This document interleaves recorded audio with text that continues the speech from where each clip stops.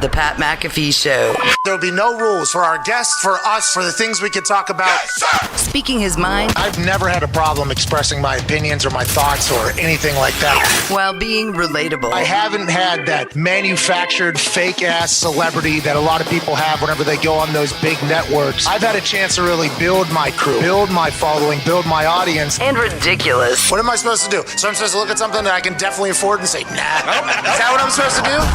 The Pat McAfee Show starts in 3, 2, 1. Hello, beautiful people. It is Coach Us Up Chuck Wednesday, January 5th, 2022. We can't thank you enough for joining this sports show. Let's begin right now. Yeah. It's a beautiful day. We can't thank you enough. I hope you're having a fantastic time wherever the hell you may be. YouTube.com/The Pat McAfee Show. The fact that you allow us to be a part of your day-to-day, we are eternally grateful for. All the boys are here at Ty Schmidt, at Boston Connor. Two men with great haircuts from Back Porch Barber. Hey, look at that mullet looking unbelievable. Yeah. Ty, your head is looking fantastic. Thank you. Tiny little head, which has 15 calyx. JC, the Back Porch Barber. You boys look great. Thank you. Thank you. Hey, you too. Look at the cut you got. Oh, I got one.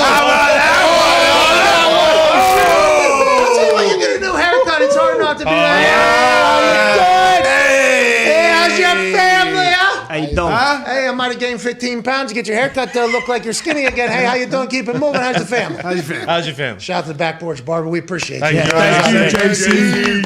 Coolest looking dude of all time. Black cowboy boots, black pants, maestro shirt, slit at the top a little bit, flowing hair, tats all over him. Coolest dude of all time. Great beard.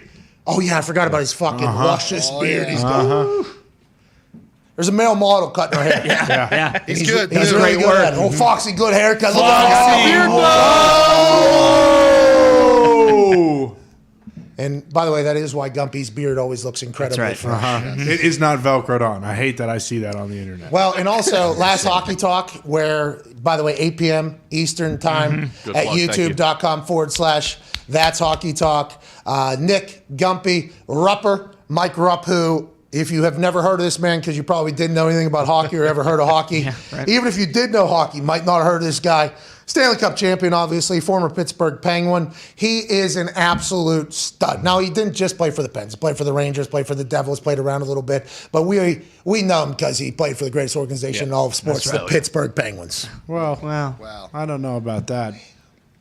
Don't even. Bruins are back. This is way too early. We're only 3 minutes into this show. I am not getting into hockey talk right now. All right. I'm just saying. No, the Bruins fucking stink, dude. And don't even bring your goddamn stats into this conversation. Don't even do it. The Red Wings. Red Wings won last night, all right? Dallas Stars stink.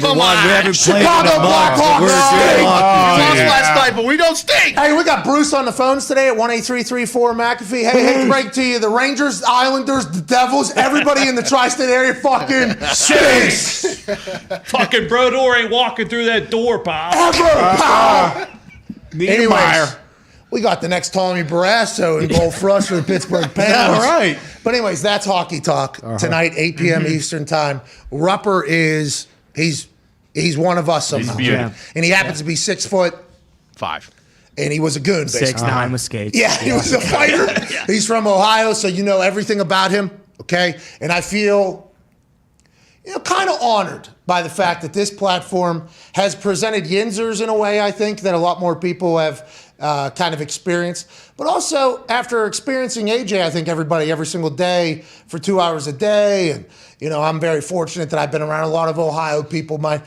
If you hear somebody's from Ohio, you know exactly, know what you get. Oh, yeah. Especially if it's a 6'5", 6'5".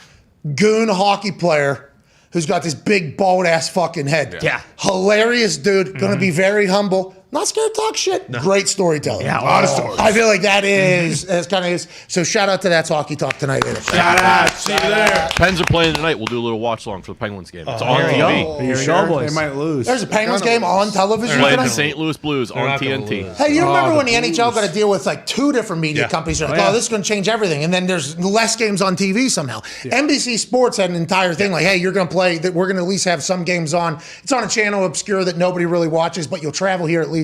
There's a destination. Hockey goes to ESPN and Turner. No fucking games Less on TV. games than ever. What are we doing? Ridiculous. What are we doing? What are we doing? I thought Wait Sidney for some Crosby. contracts to finish up. What are They're we back. talking They're back on about? primetime Wednesday nights. All right. Oh, they had to get rid of Adam Cole and his friends. That's Yeah, right. scumbags. Oh, so Adam Cole is the reason I haven't What been a able to watch the surprise. fucking Interesting. Pittsburgh Penguins. Son of a What a bitch. scumbag. That guy's guy. a piece of shit. So, I mean, we don't need to get Stoner into it. stinks. But no, Bruins stink. Red Wings stink. whoa. Dallas Stars stink. Whoa. Blackhawks stink. And also, No. the Kraken stink. No. No, there's a fan from the Kraken that saved a coach's life. I saw earlier. Yeah, that's right. There's a fan sitting behind the bench of the Edmonton squad. I think, or Oilers? The Coilers? I thought it was Vancouver. crap. Vancouver is one of the Canadian. One of the. Canucks. He had Huh? Vancouver Canucks. No, Cougars. That's Vancouver people. No. The team's name is Vancouver Cougars. Oh, okay. The Cougars? The Cougars. Okay. They were visiting the Kraken, and somebody who was sitting right behind the bench, a lady, holds up a sign or a phone. She held up her phone that said to the coach, like, hey, that thing on your neck needs to be checked out. Jesus. Yeah. Stat, she basically said. You want to get that looked at. Hey, that thing is problematic. Goes, cancerous. Jesus. Removes it. Doctor said if he would have had it on his for another couple years or whatever, would have been probably. So there was this big, long, feel-good story. Yeah, it's great. Anyways, that lady's the best thing about the Kraken. That team fucking stinks. I'm They- a Mario Lemieux Pens fan, okay? Fucking 91, 92, best 2 years of my life. Tony. You flip-flop too much for That's Hockey Talk. All right, we have some standards around That's Hockey Talk. Anyways, all those teams other than the Penguins stink, but not nearly as bad as Adam Cole does. Yeah, right. Agreed.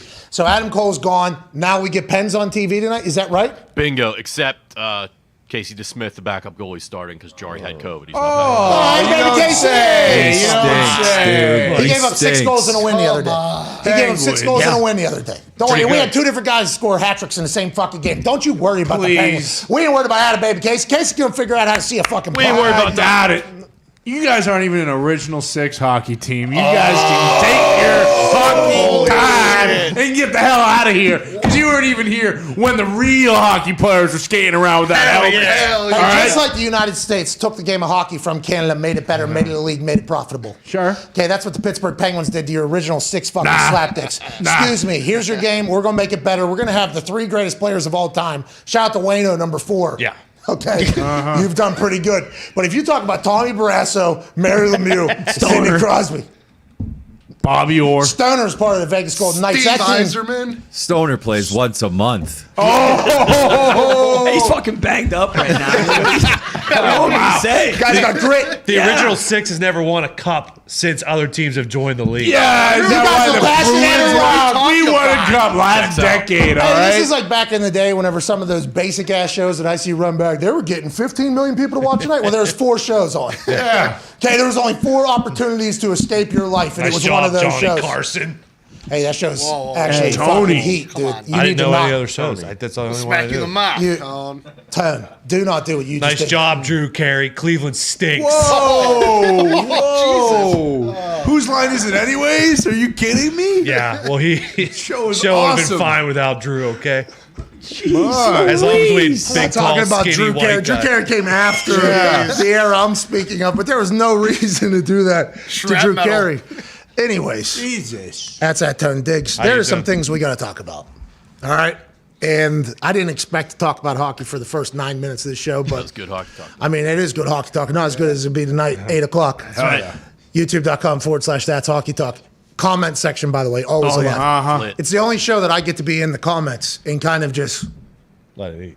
yeah. Yeah, Mess it's around. awesome unless you get put in the penalty box. Well, that's what happens when you say things stupid and the guy has a wrench next to his fucking name. right. All right, I got a wrench next to my name. So you say something in there that's dumb, like Red Wings are good at hockey. It's like, all right, well, fucking out. Yeah, You're 90 out. seconds. See you, dude. You're You're done. lucky I don't have a 30-pound octopus. I'd be throwing it right on your desk right now. Well, which is even Break more your so. arm, dude. It's messed up. Yes, 30 pounds. Yeah, you think you could pick up a 30-pounder right now? This guy got a heat warmer for his fingers. That's what Red Wings fans do. That's right. You know what I mean? That's right. Anyways, there is business to attend to in the men's league of football. I've been saying this for a long time, okay? Wise beyond my years, people would say whenever I would say it, because I would lose awards so often because the people that were voting for said awards did not like me as a person. Believe it or not, I was not well liked by a lot of people that were in positions of power. I know that sounds alarming or crazy, and I know my professional and business life has, kind of showcased that perfectly, basically. The people that are always in the position above me, never, that's a broad brush. So to state that everybody, obviously not, but I'd say 80% of them throughout my life were not big fans of mine. Now, there has been people that I've kept close to and I appreciate. But when I would hear people tell stories about how their teachers had made their lives so much better, I'm like, fucking where? Not for me. These people hated me. I was a busy kid, obviously talked a lot, very stubborn. I am a Taurus. That's right. I am a... Don't go there. We're not getting into the horoscope because yesterday we read the horoscope for me for the first time. It was basically like gloom and doom. Don't go to sleep tonight. You won't wake up. Yeah, bit of a downer. It's like, holy shit. I thought horoscopes were supposed to make you feel better. Nah, yesterday's made me feel terrible about myself. I'll never do it. But my entire life, I've kind of been the exact same way. And coming from where we come from, there's not a lot of people that, really get out of there. You kind of stay there, you work there, you do your thing. Here is, and it kind of reminds me of that Steve Jobs quote where it's like, as you grow older, it's right outside of my office. As you grow older, you're kind of told how life is. This is what you do. Here's the rules. Don't bounce around too much. You do that. And then in the Steve Jobs quote, it basically says, once you learn that the people who are building this life that is around you are no smarter than you, it kind of changes everything. And I honestly believe that that's one of the most profound statements. Now, it was said by a guy who's a bad dad. Sure. Bad dad. Sure. But it certainly changed the world. He was good the second time around, though. Well, It's not a quote about being a father. it's not about being a father. It's about being in business. And by the way, right. Steve Jobs, when I talk about him, I ain't talking about what he's doing at home. I'm talking about what he's doing at work whenever he's telling other people to do these really cool things that change the world completely. Oh, yeah. Create our entire business, basically. But that's real. I feel like a lot of people in positions of power, especially whenever they had to deal with people like me, they had to teach me how I'm supposed to be. Hey, this is how you're supposed to be. You're supposed to do this. You're supposed to do this. They want to get me on medicine. Let's get this guy on medicine. Let's do this. And I'm not against medicine for anything, but my mom was a very strong force next to me saying, no. Like, hey, you're okay being the person you are. Because she saw the amount of work that I would put in my sports and in school.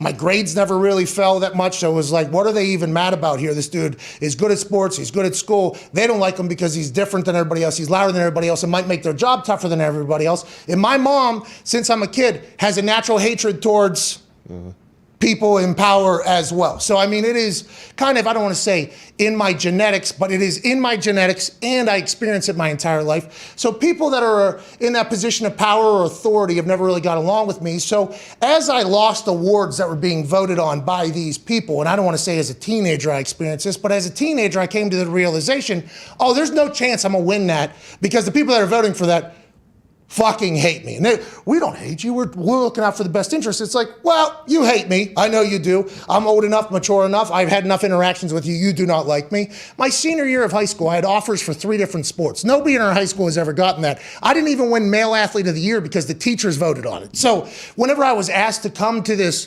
award show, my parents were asked to come. My parents didn't like many people at that school either or whatever. I go sit there and they do the entire Male Athlete of the Year thing.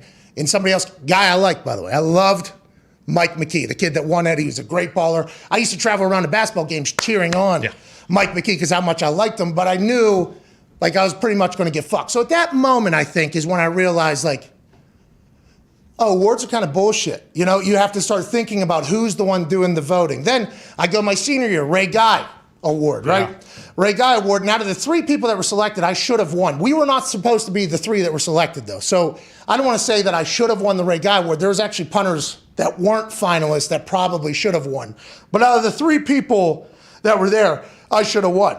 Now, immediately upon meeting Ray the night before the award was given out, he actually told one of the other finalists about how he's best friends basically with his kicking coach and everything like that. We're having a beer. I'm like, oh, here we go again. So I'm going to lose this thing again. And once again, out of the 3 that were there, I should have won. I shouldn't have won out of the entire. We go, sit down there. My dad takes off work, by the way. Didn't love that. Mom takes off work. I have to rent a suit to go down to this thing, go all the way down there. Ray Guy goes, the person that exemplifies with the blah, blah, blah. I'm like, he's talking about me. Actually, boom, we lose. Now we have to sit there for 3 hours at this award show in these fucking clown suits sitting there while Tim Tebow and Bobby Biden and all these people are just getting these fucking things. It was one of the worst nights of my life. But that's cemented in even more. It's like, okay, so these awards that are being voted on by people, you have to think, okay, who is deciding that this is their champion? Who is deciding it? And do you give a fuck about those people? So I've always been pretty jaded. Associated Press All-Pro team, they know nothing about punting and kicking. They can act like they know football. They do act like they know football. They ask other people who's the best, but who really knows who's the best unless you watch all the film? So when I wasn't voted All-Pro a couple times, I didn't even get upset where I felt like my friends, my teammates, and other people were, because I don't give a fuck about the opinion on punting by the people that were voting for that, because they don't know shit about punting. Which leads me to this guy named Pornhub Arkush. That's right. It is. Okay? We knew this was going to happen. Oh, yeah. Mm-hmm. Literally said to Aaron 1 week after the entire boom, immunized son of a bitch thing came out. Boy. Okay, boom, after it all blew up. Literally said to Aaron, you're never going to win the MVP again, because at a much smaller, different level than Aaron, I had been fucked out of awards by people that are voting that don't like me for what I'm doing. I had seen the reaction to the Aaron Rodgers news, and the people that were going after him I didn't know who was voting for the MVP, but I felt like, this feels like this is the class of people that are going to be voting for the MVP. So my natural question to Aaron Rodgers was, hey, you got no chance of winning this thing ever again. He laughed, we laughed, and everybody thought it was a joke. He's going to win the MVP. He kind of forced their hand with how he has played since getting Uncle COVID and having his broken toe. He has been on an absolute tear. That team has been unbelievable. Lazard, Davante, you name it. Aaron Jones, A.J. Dillon, that offensive line that has just kind of been pieced together. The defense, he's been on an absolute tear. They're kind of forcing his hand. But Pornhub told us yesterday on the air, a man from Chicago, Illinois. Crystal Lake. Chicago, Illinois. Crystal Lake, Illinois. Sorry, Zeke. Not from Chi-Town. A diehard Bears fan who has previous agendas against Aaron Rodgers in tweets that he's put out before even the immunized situation has happened. This dude that we have never heard of before or any of us give a single fuck about has an MVP vote, which immediately leads me back to say, we can't empower these awards that are voted on by people we don't give a fuck about, because if they're voted on by people we don't give a fuck about, why do their opinions even matter? You would hope that the sum of the 50 would be able to decide who it is, but with personal agendas that you can't help but have, Hub has one, Hoob has one, Arkush has one here. He says he don't think he could be the biggest jerk in the league and punish your team and your organization and your fan base the way he did and be the MVP. This is the number one seed in the NFC. Home field advantage all the way through the playoffs. This dude's a fan of a team that fucking stinks, that is not in the playoffs, that is actually moving out of the city that they're in. Yep. That's where he covers. There's an entire situation popping off in Chicago every single week about this orderly bullshit happening behind the scenes. This guy says, Aaron Rodgers, the man that saved how many businesses in Northern California during the entire thing? A lot. This man who has been nothing but praised by his teammates and his coaches throughout the entire thing. This guy, he's the biggest jerk and has punished everybody. He didn't lie to anybody but your ass, Hub, whenever he said immunizing. You might have been misled. And by the way, Hub, I hate to break this to you, Aaron Rodgers would run circles around you if you were to get into an intellect battle, you dumb ass. So I understand that everybody's mad about this.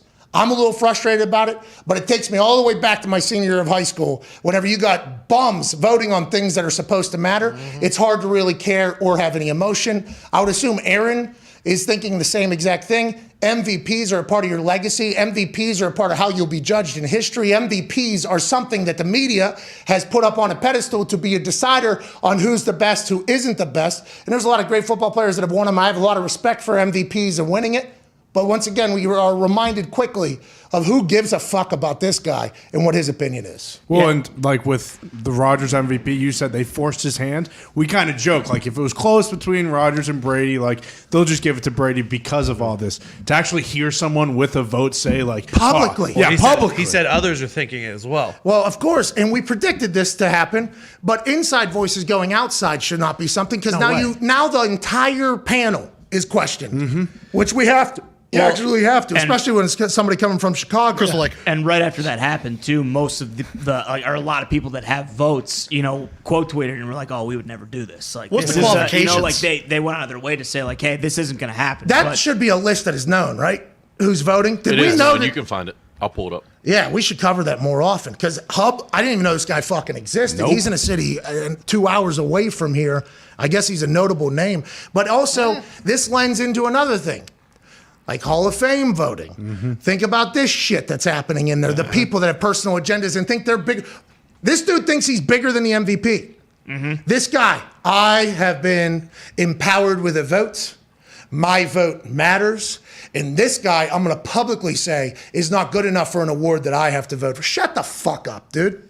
This guy, I mean, why does this guy matter at all? Who empowers that? Who picks that? Is it the NFL? Is it just the media? Because if it's not the NFL should put together their own thing and start voting for their own shit at this point. And like on the gambling side of it now, like Aaron's minus 400 to win the MVP because he should win the MVP. But I hear stuff like that come out. I'm like, maybe I'll take a flyer on Tom at plus 1,000 or whatever it is. Or maybe Jonathan Taylor, who he literally mentioned in the first. In his sentence, he was like, there's other guys, Jonathan Taylor and Tom Brady and everything like that. It's like, come on, dude, why would you say that publicly? But we knew that was happening privately immediately upon the case. But I think they're going to be forced into doing this. But who knows what the media will do literally anytime, any place. Well, and that is why it's tough, too, because you talk about, like, legacy and stuff like that. Like, it's easy to, like, these guys do care about this shit, Like, when you've given your entire life pretty much to, like, playing this game and at the end of the day you're going to be, like, one of the, 4 or 5 names of the best quarterback, of all time. Like all these guys, like this stuff does matter. And it's crazy that, really like they have no input it doesn't matter what you do. Like if a lot of these guys view you as an asshole off the field or they don't agree with stuff that you've done, it's just like, all right, well, I'm not going to vote for that guy. And they can change the trajectory of like how people are remembered. Careers, yes, and legacies and everything like that. And I was at such a different level. It was so much smaller than any of this stuff. But it is a real thing that happens almost everywhere. People get all excited about whenever judges decide for them to win something or be something. It's like, how do we know that with what we're learning about everybody every single day, like people are going to look into Hub. Yeah. And I'm assuming something that Hub has not done necessarily 100% by the book is going to, and it's like, oh, should this jerk off have a vote on who's the best player in the NFL and then go on for that award to be used either for him or against him to get into Hall of Fame, to get enshrined forever in the history of the biggest league of all time? Oh, well, who are the Hall of Fame voters? Is it the same fucking people? Yeah. How is this even, why do we care then about any of these awards? We need to stop acting like they matter if they're being voted on by people that don't matter. And what this jagoff doesn't realize is him coming out and saying this. If people were thinking about not voting for Aaron because of this reason, I think they're now going to vote Aaron. They have to. For Aaron. They have to. And by the way, the people that hated Aaron, I seen it on my notifications. People that weren't even, were very against Aaron, I think, over the last. They came out and were like, you can't say this publicly, and this can't be how you go about doing this. Yeah. This isn't the Walter Payton Man of the Year. Okay, if it was the Walter Payton Man of the Year, I guess you could do that whole thing. But your personal feelings against how he handled something, and I guess people mentioned him saying, I own you to the crowd. Okay, so nobody that talks any shit is allowed to be an MVP in this dude's mind. We can go back for previous MVPs to see who he voted for and see if he's just a hypocritical fuck, which I would assume in a lot of cases of his life he is. Well, and this doesn't mean it's probably not just Aaron. Like these guys hold grudges against a lot of people. It's like, you publicly say something like this. It's like, all right, well, okay, yeah, everything with like the vaccination status is super hot right now and everyone wants to talk about it. But like, how many grudges has this guy held in the past against other people who've pissed him off? Or other players that were either one or two votes away from. Does he have a Pro Bowl vote? Is he part of Pro Bowl vote as well? Because that's media, fans, coaches, everybody but refs. I think refs should also have a vote. By the way, they're on the field. That should be worth just as much as the players, the coaches, and the media should be minimized. Less of a percentage. That's what I think, personally. But the media is very important, okay, to the league. I don't want it to sound like that. We have a lot of people we like, respect, and have nothing but admiration for in the media. But man, there's a lot of people that think they're bigger than they are. Remember back to some of these press conferences where some of these people will ask a question, then they didn't get the answer they wanted. So then they felt as if they could actually, at somebody else's press conference, they could actually be combative with the person. It's like, hey, your job is to ask a question. Very nice of you. You get a response. Now report on that. Yeah. It's kind of changed and transformed, mostly because of like what the internet's becoming and what content's becoming, probably what we're allowed to get away with doing and other people's PMT's allowed to get away with. They probably see in their world like, oh, how come they're allowed to do this? We can do a little bit of that. But you're a representation of the NFL. You have a vote for the thing. You're being held to a higher standard, Hub. And let's keep it real. Hi, my name's Hub. He's had to do that his whole life. He's probably a miserable person. Oh, yeah. You know, like, hi, my name's Hub. Excuse me? Come in. Hub. Is that for Hubert? Just Hub. Could be Hubert. I didn't think of that. Well, then he should Probably go by Hubie if we're Hubert. being honest. Well, he should be Hubie because Yeah. we all saw the Halloween movie. Banger. You're right. 5 stars. Banger. Actually, he probably went by Hubie before that movie came out. And then he said, this movie's too good. I'm going to go by Hub. So this means anything. Last year, Aaron won with 44 votes out of the 50. And Hubie was probably not. I know I'm in the minority here, but I love this move from Hub. It's just classic old school heel move. He's a Chicago guy through and through. He's trying to put the screws to the Packers in there one more time. And I don't love it for Aaron, but I Yeah, but he shouldn't have it. Like, if he's going to be a pundit doing it, It should be unbiased. but he shouldn't have an Exactly. actual vote. Yeah. Right. You know? How do you get those votes? You got to apply for them? I think you do apply. You have to be a part of the AP. Like a bank loan. Associated Press. Who in here would be able to be stern but fair? Let's go Gumpy. Oh, Yeah. Stern, very stern, and very fair. Yeah, very Absolutely. fair. It'd be one vote for Tua. Tua, every single- offensive player of No, the year. no, I wouldn't do that. Not a chance. Are these the same people that do the Hall of Fame? I need to talk about Bill that. Polian's on it. Bill Polian's on what? On this list. For the MVP. For voting, yes. it's a good list. Is this Ronnie not Harrison. Hub is on there. Go ahead, put it up there. Is this not Sam from Guess Who? All right, dude. Go. Is he wearing glasses? Oh, so it's like the That's pretty spot on. So it's like if you're the best reporter for your team, you get the vote. Kind of, yeah. What a game. What a game. I love Guess Who. Oh, Tommy Does Curran. he have a hat on? No. Not Dave. All right. Chuck Davis. John Clayton, obviously. Steve Cohen. Hey, Steve. All right, Steve. Charles Davis. Nate Davis. Tony Dungy. Oh, Boomer Esiason. Rich Cannon. He works hard, dude. He does. Boomer works so hard. He does. I agree. I can't fathom how hard Boomer works. dude. I just Hard don't worker. understand why he didn't return Nate Burleson's "I love you guys" when they were finally closing out their halftime for the last Sunday. I don't know anything. Boomer's probably so focused on whatever he's got to do next. Boomer's got so many jobs, Yeah, dude. well, Boomer's a little too focused because he's also ruining a lot of stuff for some teams out there in the NFL. Oh, Boomer, that's because he works so hard. Boomer, Yeah. Boomer works Forgot. so hard. Yeah, he's living in March Oh, already. Boomer's working so much harder than everybody else, dude. Agreed. They should give Working him the overtime. MVP. Oh, my God. He's such a hard worker, Yeah, Boomer. most valuable presser. We look at fucking Boomer and we're like, look at that work ethic on that guy. Yeah, holy shit. Oh, my God. That guy can move people, can he? That's right. Oh, man. It's definitely about how many jobs you have and not how Yeah. good those jobs are. And do. You know what I mean? It's definitely about that. That's what it's about. Boomer. Yeah, he broke the news that it's the Washington Admirals. Fucking signed, sealed, delivered. It's yours. Jay Wright said, I'm going to wait till February 2nd, but the morning show with Boomer and Gio. Boomer, once again, hardest fucking worker that this media has ever seen, dude. Ruined like a year and a half build-up by Jason Wright, yeah. Overnight. Hey, Jason Wright says, I know we put some zip ties on that banister that fell, and now Jalen Hurts is calling for a little bit more action. Uh-huh. But Jay also came out and said, everybody's been wondering where our team is going to be. We are not going to stick with just football team, actually. No. Right. Although we did love it, WFT, the football team, everything, we do need some sort of brand that our fans can latch on. He actually said on this show.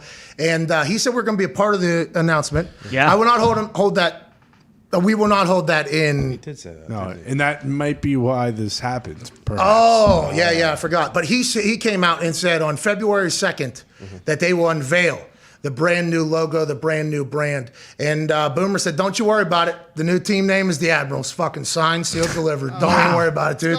This morning he did that. Thank you, Boomer. We don't want to wait till February 2nd, Boomer. Thank you, Boomer. We've waited 13 months. What's another month? I want to know right now. Well, Boomer said, I've been working harder than anybody to go find the answer. Exactly. Is that what he said about me, right? He said the deal, he said that he works so hard. He works harder than you, yes. I believe so. That was the words. I bet he does, dude. I take a nap every once in a while. It's fucking crazy. Well, he's got an MVP vote. That's right. That's how hard he works. That's right. Is that how you get it? Maybe we need to respect Hub a little bit more. Sure. What if Hubie Arkush is one of the hardest working guys in the history of Been for a long Chicago? time. The only Hubie I know is a mayor. Is Hub the mayor? No, the only Hubie I know is Halloween. That's right. He's the goddamn mayor of his town. Oh, This yeah, guy's of course not a he mayor. is. And that movie. Remember stunk. at the end with his thing? Of He course. becomes the mayor. Of course he was a Come mayor. on. I've seen that whole movie. I mean, you don't have to carry the water for it anymore. I mean, What? It fucking stinks. Okay, listen, you can like go to hell, Sandler dude. and not like. And while we're at Adam it, Sandler. Adam Sandler's a guy that has a work ethic. Yeah. Okay. I mean, Adam Sandler has work. That guy pumped out 500 movies and he's pumping out another 500. Yes. And guess what? Banger, banger, banger, banger, banger, Quantity banger. over Hubie. quality. Yes. For him. What? Banger, banger, banger, Sandy. banger, banger. Come on. No, Sandy's a part of the banger run there. Don't you The dare. callbacks in Hubie Halloween, unmatched. So Washington Admiral is a good name. I think like it. I was a part of the if it is what Boomer, who have to works respect harder than that. everybody in the history of work, How's he work so hard? because he's been doing it for New York 20, City. 30 years, dude. Yep. Say he never Say he sleeps. never What he's sleeps. like, he's pounding the streets, dude. Neither does Boomer. He doesn't sleep. No, yeah. No. Well, isn't it interesting? His son took a shot at us too on Pro Football Talk. Breadicizing? Come on. Sims. Come on. That's Sims. How dare you? Yeah, but you're right. That tree. The white media tree up there at the top has had a little bit of upset about the non-quarterback white getting into the game a little bit. That's a shame, Boomer. But you're right. The Sims guy did take a shot at us. We've made up with him since, haven't we? Yeah. No, I didn't talk to him. He did send us back a Right. Hey, what I said about nobody listening to your show and you're a doofus and everything, I didn't Yeah. mean it the way it came out or whatever. Right. Just joking around. But now he's on Football Night in America, crushes it, does well. He's doing good. But Boomer, that was an interesting reaction from Boomer. And I didn't hear the whole thing. I refused to listen to it because I had a lot of respect for Boomer. And obviously Nick forced me, hey, you should hear it. You should hear it. You should hear it. So now it changes everything, especially when I watch their kickoff show. And that show stinks. Yeah. So, I don't know Except how for hard. Carr. Well, Bill Cowher could just basically read a book into a microphone. Exactly. Right. Oh, He crushed on Monday Night Manning. Oh yeah. Crushed on Monday Night Manning. Heart and Steel. Bill Cowher. Bill Cowher from Crafton, dude. Thank you, Coach Kyle. Thank you, Coach Carr. I shouldn't hate Boomer. He's probably a good guy. Never met him. I don't know. He openly hates Nate Burleson on that show. Please. Hey, that's just reading the room. We got somebody joining us here right now, actually, for the first time ever. And we delayed the conversation about this until we got a chance to have this particular reporter, who I'm not sure if he has an MVP vote or not, out of Tampa. He might actually have an MVP. He does not have an MVP vote. He does not. I looked. How does this guy not have an MVP vote, honestly? Unless 20. That was a 2020 list, so maybe 2021 changed. They might have gave Tom Curran the Tampa vote too, Don't fucking. because he has the one in New Don't England. do it. I just got a text from somebody in the biz, in our biz, Yeah. who just said early morning people always say they work the hardest because their schedule's the worst. It's like, that's on you, okay? Yeah. That's not on me, all right? And there's the same hours in a day. Joining us now is a man who we don't understand how he doesn't have an MVP vote. Should. We started following this guy on Twitter and we're like, God damn, this guy knows everything about everything. He's a writer for the Tampa Bay. Times. Ladies and gentlemen, Rick Stride. Oh my God, you What's look up, Pat? I You made look it. so Made it cool. big time. You look so cool right now. Well, it's Tampa, Florida, man. It's It's beautiful down here. A lot of chaos, though, but it's nice. Well, we appreciate you stopping on here, especially after your report on Twitter. I know it's probably going to be a busy day for you. We think it's bullshit that you don't have an MVP vote. Yeah, it is. We think, especially after what we just heard Hub say. Let's dive into what your sources are telling you down there in Tampa, boots on the ground. Rick Stroud, you tweeted yesterday that there's an Antonio Brown update. Antonio's friends were worried about the pain he was expecting, so they encouraged him to see a top surgeon outside the Bucs organization. That visit and an MRI confirm his serious pain, and that story is developing. Antonio is known for having a high pain threshold. The belief, though, is Antonio should have not been on the field to begin with on Sunday before he had the situation where he literally threw his pads off, gave the peace sign, did a couple jumping jacks. Then he got in Danny Boy Hustle Hard's car, went straight to the studio, released a song. Then he's at a game. So can you elaborate a little bit more on that? Because he looked healthy. This is what everybody's saying. He looked healthy when he was jogging off the field. He looked healthy when he ran an incredible route. The week before, he went for 11-1-10. What are you hearing, and how do you see this kind of playing out, Rick? Yeah, this is just their posturing, right? It's out of the Antonio Brown camp and maybe his playbook. They got a second opinion. Who knows where? Who knows with whom? But I agree with you. I think you're right. He certainly looked healthy enough to play. He did play the first half. He was asked to go in the game and said he wouldn't go. Whether that's injury related, Bruce Arians isn't talking about it. Look, at the end of the day, it sounds like he doesn't want to play football the rest of the year if he's saying he's hurt. But the Bucs are looking into their options. And no matter what the reason was for him not going in the game, what he did afterwards, shedding the pads, stripping to the waist, hopping through the end zone, leaving the stadium during a game, that's all conduct detrimental. And I think that the Bucs are looking seriously at that. That could be punishable under the player, personal conduct policy. So there's a lot of different options that they're weighing. And I'm here today.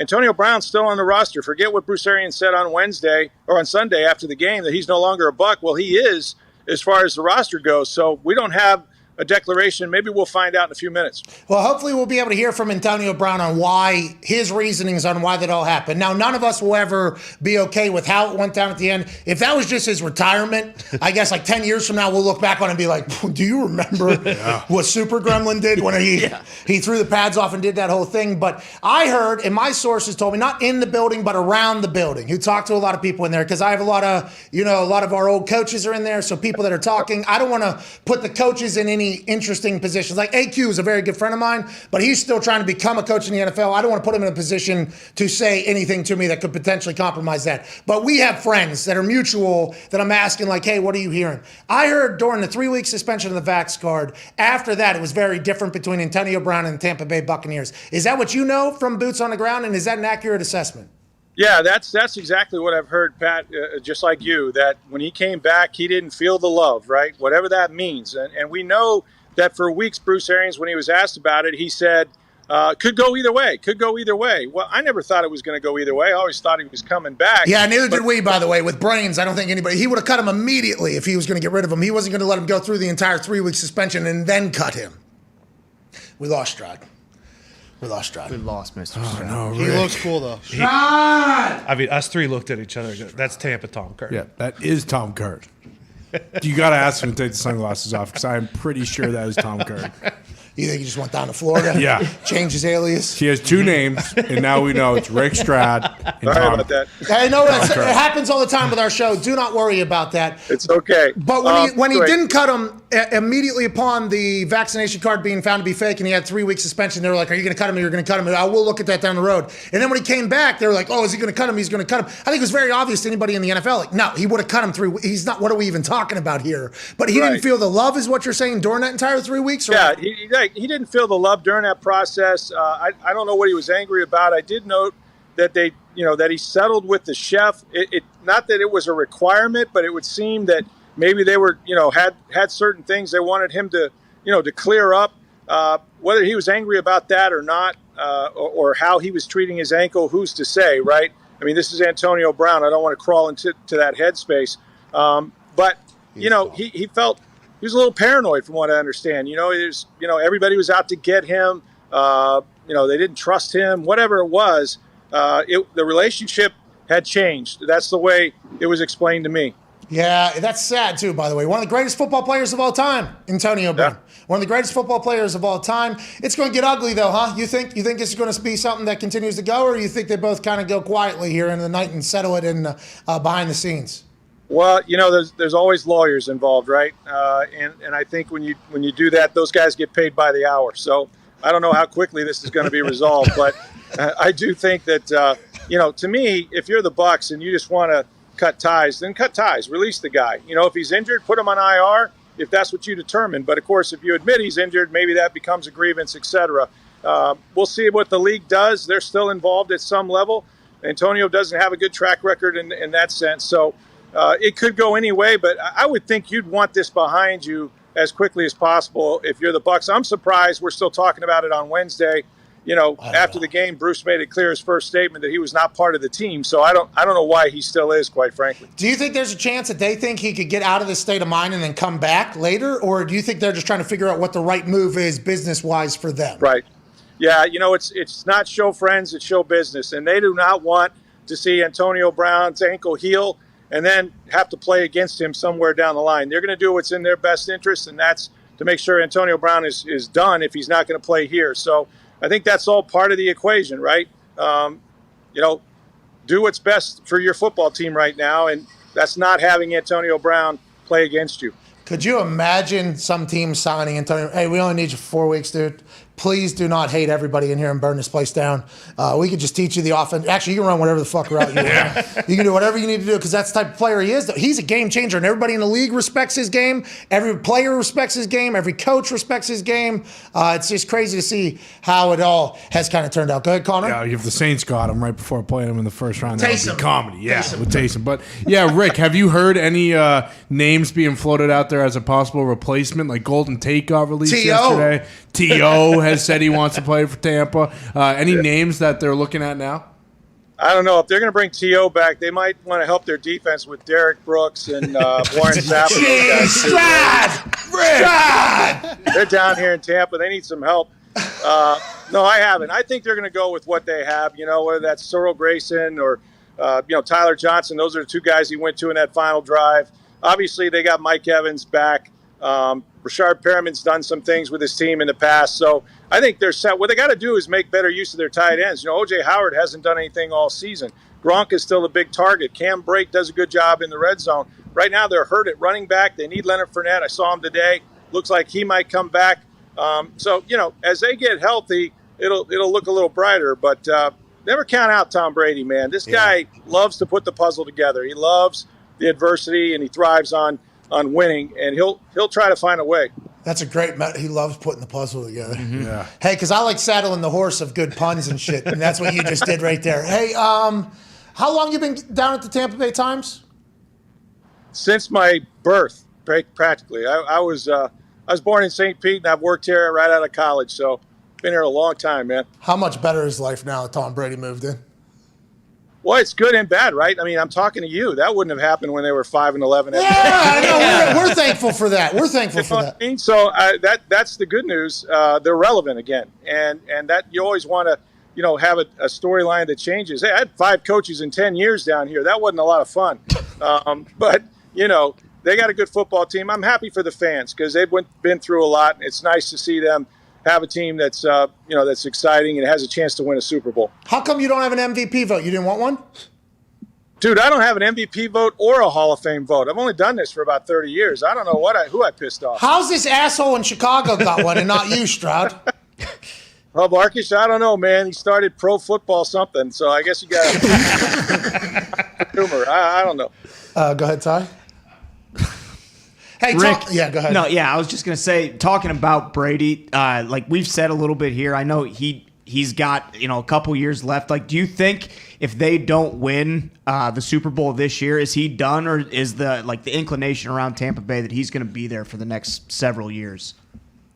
I think that he'll be here for at least one more year, but that's, they're day to day with that. If he feels well physically, and if Mama doesn't call him home, I think he'll be here. Hey, guys, I got to run. AP's getting ready to talk, so appreciate you. Ladies and gentlemen, Rick Stroud. Thank you, Rick. He said AB's about to go talk right now. Yeah, here we go. Okay, so we'll keep updated. Obviously, we're a live show. I was about to say, he's at the facility right now. Yeah, that was a great shot there. I can't wait to hear what AB has to say. He's not talking at the facility then, right? No. No. I know. We'll be back in 4 minutes to hear what Antonio Brown says.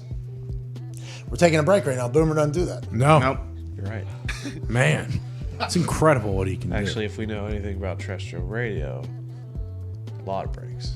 No, Boomer doesn't do that. No, he's Boomer talks right through him. Yep. Boomer's actually reading every commercial. That's right. You think AB will just sit up in his driveway today? Like T.O.? That'd be sweet. That would be sweet. Because he is in great shape. I mean, he ran that route. Yeah. Now, granted, his ankle might be hurt. We aren't 100% sure. And everybody's hurt in the NFL. It's a 100% injury, but what level? And Antonio Brown, by the way, has exemplified playing through pain, working hard, being available. I mean, this is going to get very interesting. I'm happy Stroud's on. Thanks for joining us. Thank you, Rick. Tom Stroud. Rick Kern. What's your problem? Come on. That's a compliment. Everyone knows I love Tom Curran. Tom Curran, NBC Sports, Boston. Yeah. That's right. He and Rick Stroud, pretty similar. Not just similar. They're the same exact person, except Tom just wears sunglasses in Tampa and calls himself Rick. I want to let everybody know that we are not taking a break while this break happens. We're working still. Hell yeah. Push-ups. We'll see you 5 minutes from now whenever we're working harder than what we used to work, where we would take a break. Shout out Boomer. We're back in 4. Thank you, Boomer. Thank you, Boomer.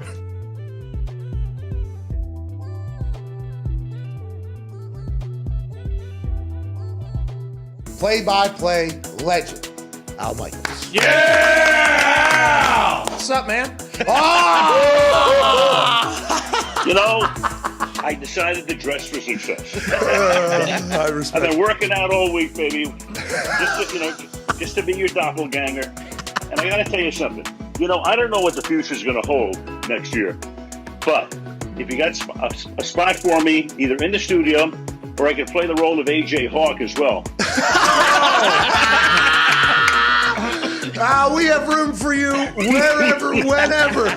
Okay, so let's dive right into it. You know that I exist. This is awesome. I love this show. No. This is everything I dreamed about, right? No holds barred television. None. How long you been in the game? TV game? I said forever, but I should have done more research. This is 100% on me. How about 1968? I did the Hawaii Islanders of the Pacific Coast League. Minor League Baseball. Then on to the Cincinnati Reds in 1971. That's 50 freaking years ago. Marty Brennaman succeeded me for the next 44. I did 3 years there, and then I went to San Francisco. The Giants tripled my salary. And that's why. And then ABC for 30 years and NBC for 16. And here we are, man. Whenever you're working on golf, do you still have the same routine that you had whenever you were younger now, or is it much different? And how often do you just go down there and just hit Phil Mickelson flop shots all day? But anytime you turn one sideways and you flatten it, you're like, oh, watch this. I'm going to do like Phil Mickelson does. And then you just go out there. Normally you either blade it, hit it straight up in the air to the right, or you somehow get lucky and it goes and everybody's like, oh my God. Incredible shot. Phil Mickelson. Wow. That's what that is kind of become, and I remember you hit the one over your head that one time. That was a mind blower from me. Is the short game something you've always just been good at, or are you good at it because that's all you work like so much on it at all times? When I was a kid, my dad had a little chipping area in our backyard and putting green, and so I would just go out there and hit balls because I couldn't really go to the golf course, and all I did was shots inside 30 yards. And it got very monotonous to hit the same shot over and over, so I'd go behind the avocado tree. I'd go back around the other trees and bushes and rough and so forth. And so I would get creative as a kid hitting those shots. And you kind of learn a couple of things. But what I would say, Pat, is that there's really only one way to chip effectively, because you're coming in with no coverage on the ball. You're coming in with so much loft that the leading edge is coming in first. So you have to have your weight forward.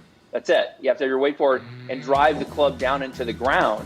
And most people, when they do that, their hands either come back or their weight comes back and the leading edge comes up and blades it. Now, you can kind of flip your hands a little bit if you have a good lie. Like if the ball's sitting in the first cut or it's sitting up, but that technique will not work all the time. And so that's why I prefer and believe that the technique where you have your weight forward, your hands forward, and you drive the club down to the ground will be consistent every time. So lay that club flat, move that ball off your left toe, get that ball off your front left. There you go. And open that face flat and just drive the club down into the ground. The ball will pop up like a gem. I think I'm a scratch golfer. Let's go! I think it makes sense, by the way, that your childhood was spent within 30 yards of a green. My childhood was spent kicking a soccer ball off the side of a house. Worked out for me. It's worked out for you much better.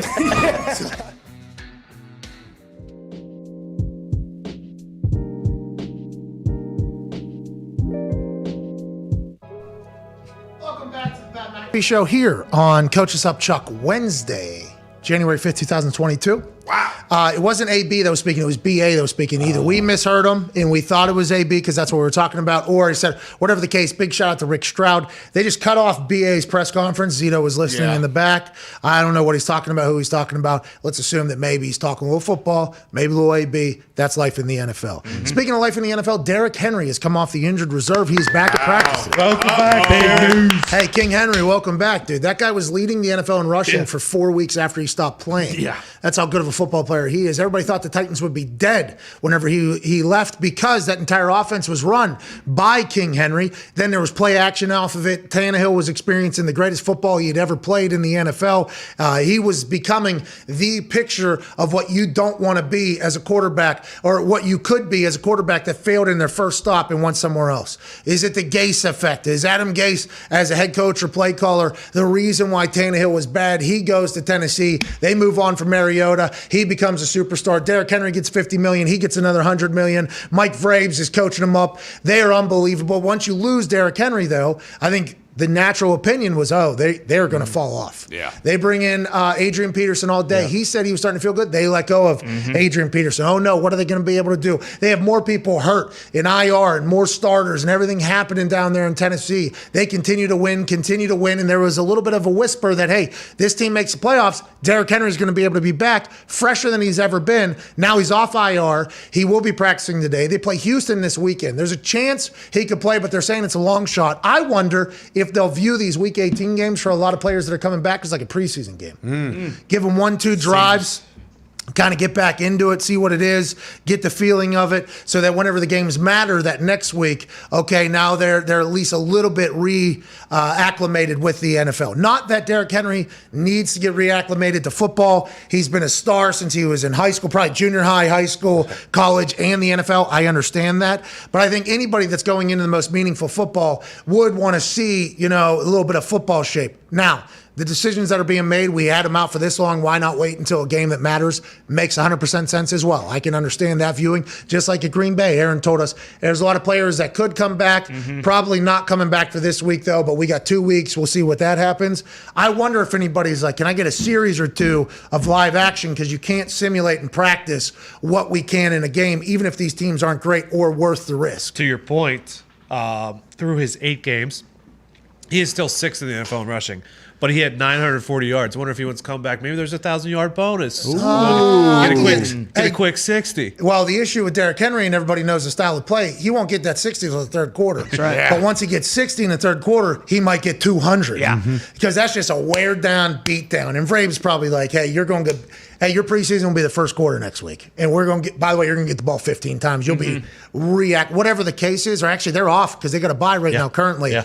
So getting Derrick Henry back in shape for the playoffs. Julio's going to be healthy. A.J. Brown's going to be healthy. The defense is so much better than last year. And they're number one right now in the AFC. Yeah. It's unfucking believable what the Titans have been able to accomplish. Shout out to Coach Vrabes, who's number 3 overall in the Coach of the Year. He would be warranted of the conversation of winning Coach of the Year as well. But if Derrick Henry can come back and just step right in, good for the Titans. This might be the trick next year. Hey, Derek, we're going to have you sit out 5 weeks here at the end, get you primed up, ready to go for the playoffs. That does make sense, though, for him to kind of get hit a little bit next week, doesn't it? Because they're obviously not simulating anything in practice. Like, anytime he plays, he's getting slammed. Vrabes got the fucking boxing gloves on. Right. Vrabes got the boxing gloves on. Hey, Derek, I'll be the one that'll clear you. All right? I'll be the one that'll clear you. Vrabes puts in, a couple, 2 on the bottom. 2 cigs. Let me light the cig real quick too. Like that cig, he's got that big chest plate on. Yep. And he's got his boxing gloves. You and me, my office. This is what we're doing. If you can get out of this room, you can play. Mm-hmm. And that'll get you ready for playoff football. Don't you worry about it. Home field advantage all the way. We're in Nashville the entire time. I wouldn't be surprised if Vrabel isn't giving some punches. I would wake him up a little bit. I fucking love Vrabes as a coach. He should win Coach of the Year. Yep. Well, LaFleur has done an incredible job. He definitely has, but Sirianni's done an incredible job. There's a lot of great coaching jobs. Zach Taylor, what he's been able to do, because we didn't know if he could actually coach football. Right. He had next to no wins for 2 years, and then all of a sudden this year, bang, the Bengals are dancing and winning the AFC North. Good for Zach Taylor. Bill Belichick's always going to be on it, as he should be, especially with a team with a rookie quarterback. Cliff Kingsbury, with what he's been able to do with the Cardinals. How about them bouncing back and winning Dallas? Is that going to be what we see through the playoffs or not? A lot to be answered still in the NFL. We got AJ Hawk joining us on the other side of this break to help us answer them all. Okay. We'll answer every question there is in football. Yes. 6 minutes. Here we go. See you then. Boom.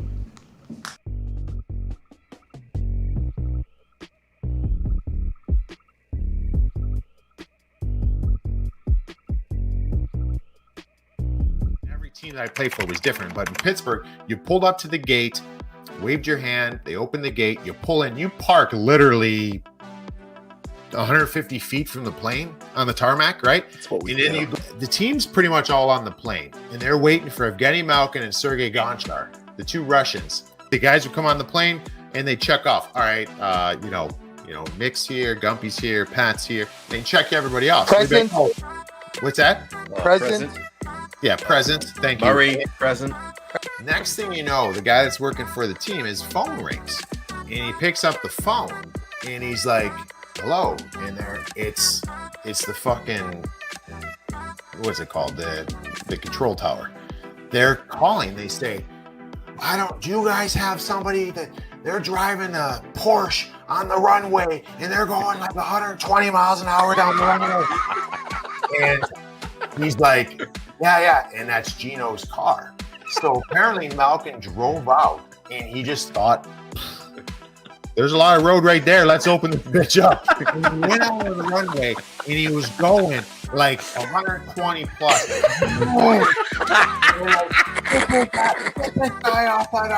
So they're calling, trying to get him. Gino just comes pulling over, and I guess his excuse, I don't know. This is paraphrased by he's like, I don't know. Yeah. And maybe it was apparently Gino and Gonch, which is hilarious because Sergei Gonchar was supposed to be the mentor for Gino. I don't know what happened right there. If Gino's like, let's bring this bitch out on the runway, and Gonchar's like, yeah, let's do it. But they went out there and they were ripping down the Pittsburgh International Airport down the main runway in their Porsche. He's a beauty, Gino. The thought of everybody sitting on that plane. No, wait on that. Hey, he just did whatever he wanted at all times. You can't speak English. You can say whatever. I don't understand. In Russia, we do that. You know? It's a get out of jail free card.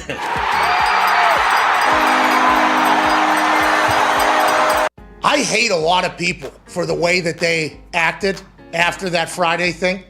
There's no way you're isolated enough that you don't hear any. You had to have heard. There's some massive names, politicians. I mean, your name has been spoke by a lot of people.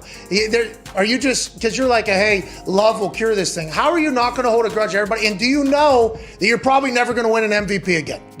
That's probably never going to happen, right? I think that's a legitimate statement. Legit though, like that. There's a lot of people that vote for that I think are not like. How do you isolate that? How do you stay away from that? Because you're talking about everybody on earth talking about you. That's not getting you down at all. I don't know. That's incredible mental toughness if that's the case. Well, you know what? I think first, if you find your identity in yourself and you don't find your identity in the opinions of others, you don't need that validation and that love from other people. You can get it from yourself. And that's not being selfish. That's just learning how to, in a healthy way, love yourself and respect yourself and believe in yourself. And it definitely was tested, by some of the comments that I heard. And so I'm human. I mean, stuff can definitely hurt your feelings. But look, I shared an opinion that is polarizing. I get it. And I misled some people about my status, which I take full responsibility of, those comments. But in the end, I have to stay true to who I am and what I'm about. And I stand behind the things that I said, and I, have a ton of empathy for people who have been going through the worst part of this pandemic, which has affected all of us in different ways. But so many people, like I said, with lives that were lost, lives that were forever changed, and I have a ton of compassion and empathy for those people. And I've tried to help out, as much as I can. Yeah. The other stuff is so out of my control, and there's going to be people that don't like you and hate you for things you said, or might not even understand what you said or know what you said. It might just see a headline, and that's fine. I believe that people are entitled to their opinion, and even if it's an opinion that's unfavorable of me. But I'm going to continue to try and be the best version of me moving forward, and I'm excited about getting back on the field as soon as possible. Hey, do you know if offense or defense is getting introduced this week in your game? And have you thought about it all, like what the reaction may be if offense is introduced and you're the last guy out? Have you thought about that? I think it is offense, and I'm excited. There's nothing like running out of that tunnel last, especially. Think it'll be different one way anyway than your normal, how they normally respond? I don't know. I hope not. They should show that on the network. Oh, that clip will make its way. Oh, yeah. That clip will make its way around.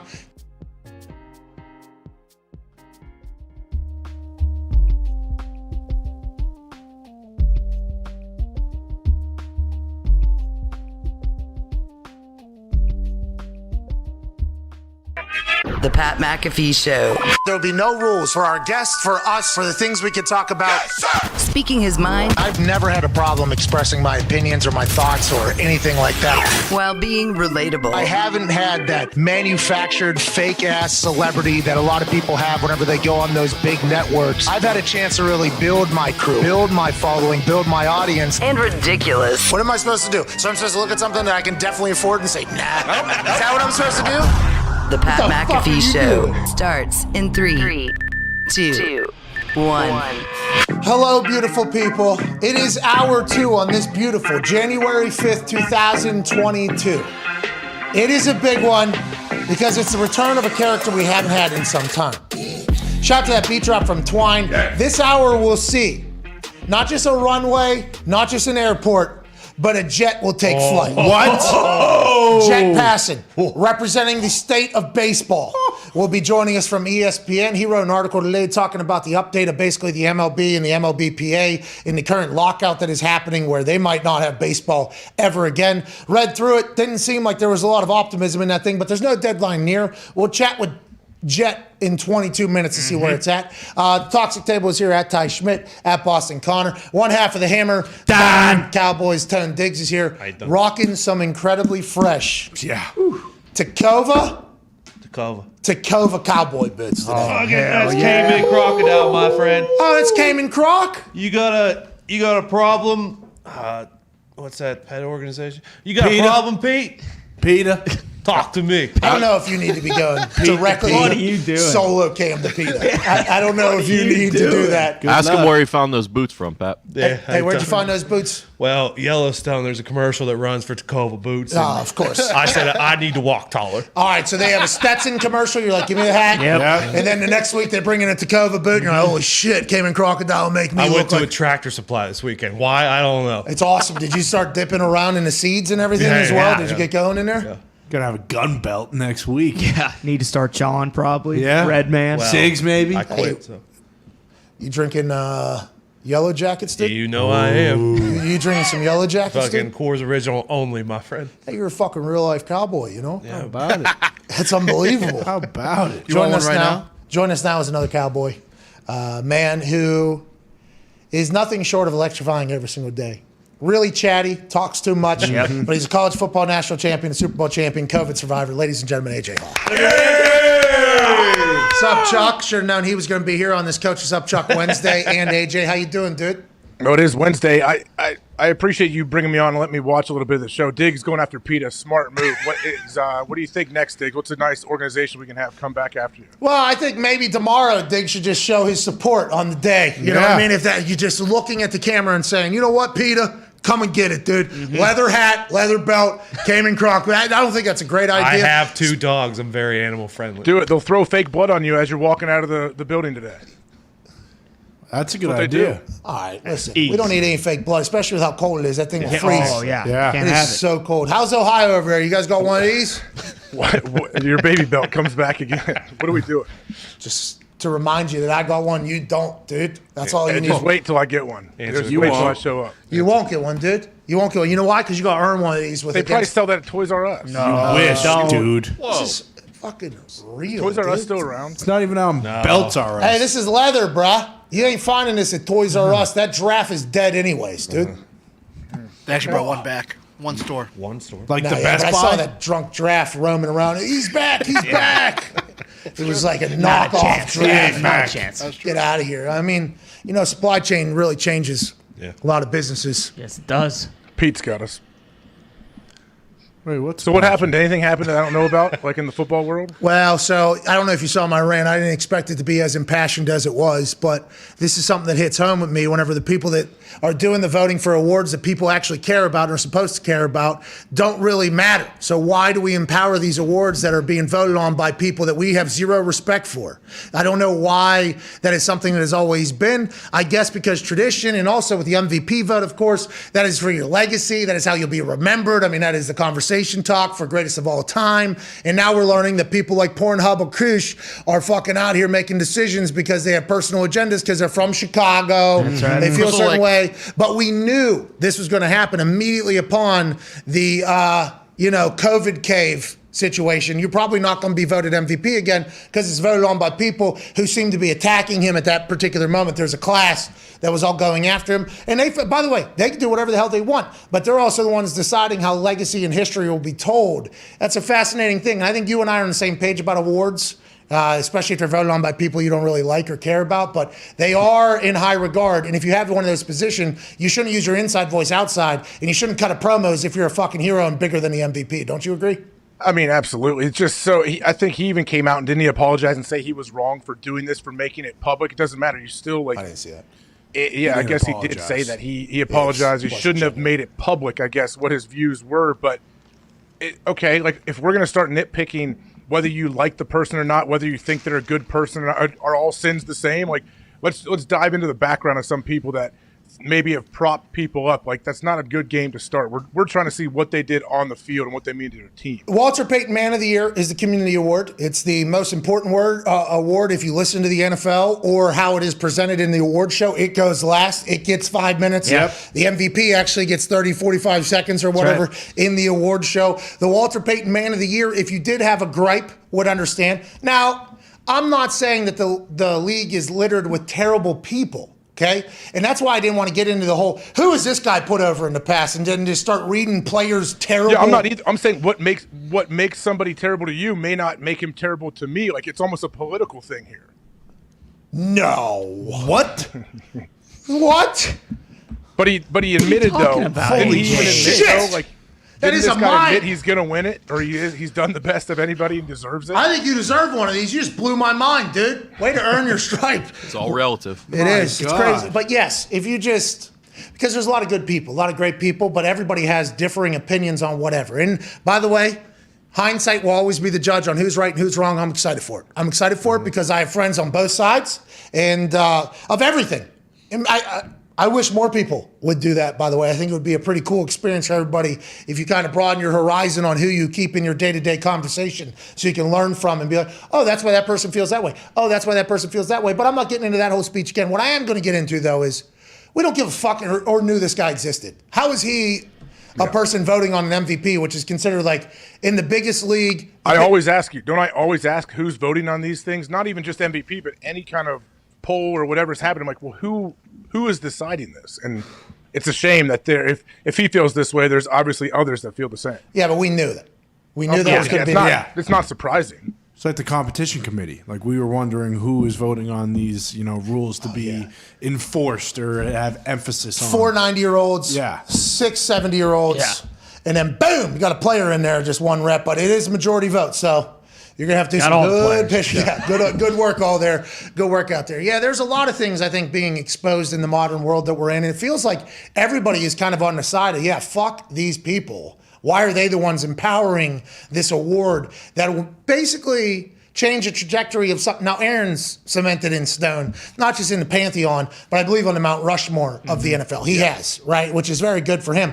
But as we go forward into the next MVP or the next All-Pro that's voted on by the AP, who's voting for that? And I talked about how in my life there's been a lot of awards that have been voted on by people that I don't like and they don't like me, and I haven't got them. And I made it kind of made me harden and callous to these awards and not giving a fuck. But there is a lot of meaning behind them as well. So it's kind of a difficult, especially the MVP one. The MVP is a massive, massive award. And you got children like Hub out there voting for him. It just, I don't know how. And Rick Stroud down there in Tampa, he doesn't have a vote. He's been there for 30 years. I don't know who gets. Are there only 50 voters for the MVP? Did I read that? Yeah, Boomer Sison's got one. He was wrong. There should be way more. There should be way more voters, first off. So you think more? I think different type. I of think voters. more. I think more voters to try to I just think 50 is too small of a number. Like you get a good chunk of those people that have a certain view, especially as we see now how polarizing everything is, and somebody's already off the list. Well, I know a lot of these guys are good. I think I think some of these guys should have votes. Yeah, Gia? Krista Thompson has one good. Should be 32 coaches. Yeah, it should be like the referee situation. Make it former players or The head ref. people like that. Hey, I think refs. 2,000 people. I think refs. You think 2,000? Who though? Yeah, a bunch I think of the hubs. more at least you get a legit. Who I would don't you know have? who. I have no idea who, but I'm just saying 2,000. So you don't have any answers.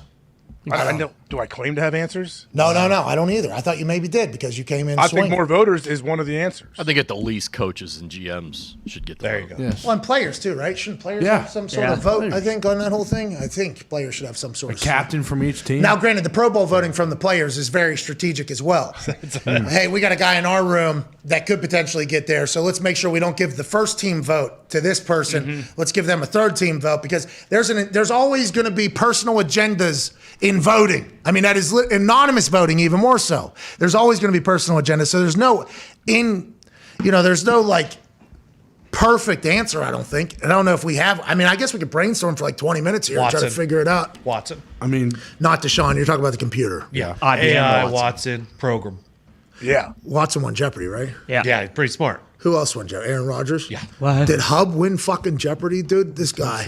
Unbelievable. Just check now. He's smarter and better than everybody, Hub. He's bigger than the MVP, by the way. What happened with Boomer? Boomer lied. Boomer lied. He said people- that nobody died. Okay. Boomer lied, nobody died. But he said that Nagy was informed that this is going to be his last game and he will be fired. The world rejoiced because of Gio and Boomer morning show. Turns out Nagy answered, I've not been told that. So this is the second time in 3 weeks that Nagy has been asked if he's been told he's already been fired by 2 different reports. I guess this is one of those things, and this is via @Zach_Pearson, where whenever you go fishing, they just put out 100 lines. Yeah. And then if something hits, you're good. The name's Washington Admirals. Nagy's fired. Yep. It's just boom, boom, boom. And then when Nagy's eventually fired, you can say, I was Had right this 2 there. weeks ago. And if it is the Admirals, you were there. But that is, I guess Nagy has not been. He So says. was Boomer the source of that? I read that. I didn't read Boomer attached to it. Boomer was the source? Yeah, Boomer's shaking it up right now. He's getting in the breaking news. He's an biz. insider, huh? Well, he works harder than anybody. He's an insider. He does the morning show. He does CBS. What? He sells some, I think he sells pizza somewhere. What? really? Yeah, he's out there. He's even cooking the dough up. Boomer style. Yeah, 4 a.m. He's in there with the paisan and the mama, and they're putting in all Not the like ingredients. Nana Fazoli. No. No, I course like not. Mama Fazoli, but he's in there alongside Mama Fazoli for every Fazoli's actually every single day. Shout out to the Franchisee. Fazzolini fan. Yeah. Yeah. Okay. Boom. Now, the Fazzolinis are a fictional family you made Whoa. up, correct? What? You think? Dare you, dude. You think it's Fugazzoli's? Yeah, don't even go there. You think it's Fugazzoli? It is. Who said that, Bruce? Yeah. Bruce said you're saying it's Fugazzoli. You think it's the Fugazzolis? It ain't. No, I'm just curious if this is something that you created. Like, and the Fazzolinis came over and they changed the name. We've already been over this. Carl T. Howard Zelli started it, and his Nana, Fazzolini, from the Fazzolini family, she started the recipe, moved over here. And while we're on this subject, I mean, first off, before you finish that, we have no clue if any of this is correct. it is. Well, let me tell you another thing that's correct. Okay. Happy birthday, Jimmy Galante. Hey, yes, very happy birthday to Jimmy. Oh, you're the guy that didn't answer the phone whenever Jimmy called you to say hello, and you said, fuck off. Remember that? I don't want to bring up that story on his birthday because he should be only feeling good vibes. He doesn't want to remember when AJ Hawk hit the fuck you He button. was so mad, or sad. He was sad. We're having a good dinner. Hey, gabagool, how's the bread? Macaroni. Hey, how's AJ doing? You think he's more mad at me or you guys for doing like a stereotypical Italian dinner? We did that to him earlier. We were at that dinner. That's how the dinner was, and you hit the fuck you button on him. I'd like to see some footage of that if it was just as. Oh, you think I'm walking into Jimmy Galante's dinner and say, "Hey, let me record some of this stuff"? You think I'm wearing a wire? What do you think this is, dude? Find some Italian friends, AJ. Just one time. How dare you? I could be your Italian friend. All right, I actually could be your Italian friend. We've all learned that over the 23andMe spit cup thing. If you're gonna be his Italian friend, you need to tell the true story about fucking Fugazzis. Whoa! What do you mean? Who? It was originally called Grazi's. Okay, that's because they're so grateful. Thank you. The Thank you. non-Italian Midwesterners couldn't separate Grazi's from Gretzky's. They thought it was a fucking Gretzky's restaurant. They thought it was a sports bar? They did. So they had to hire early phases. Yes, they had to hire did. a naming agency, and this agency said, "You know what? Fazzoli sounds like a good name."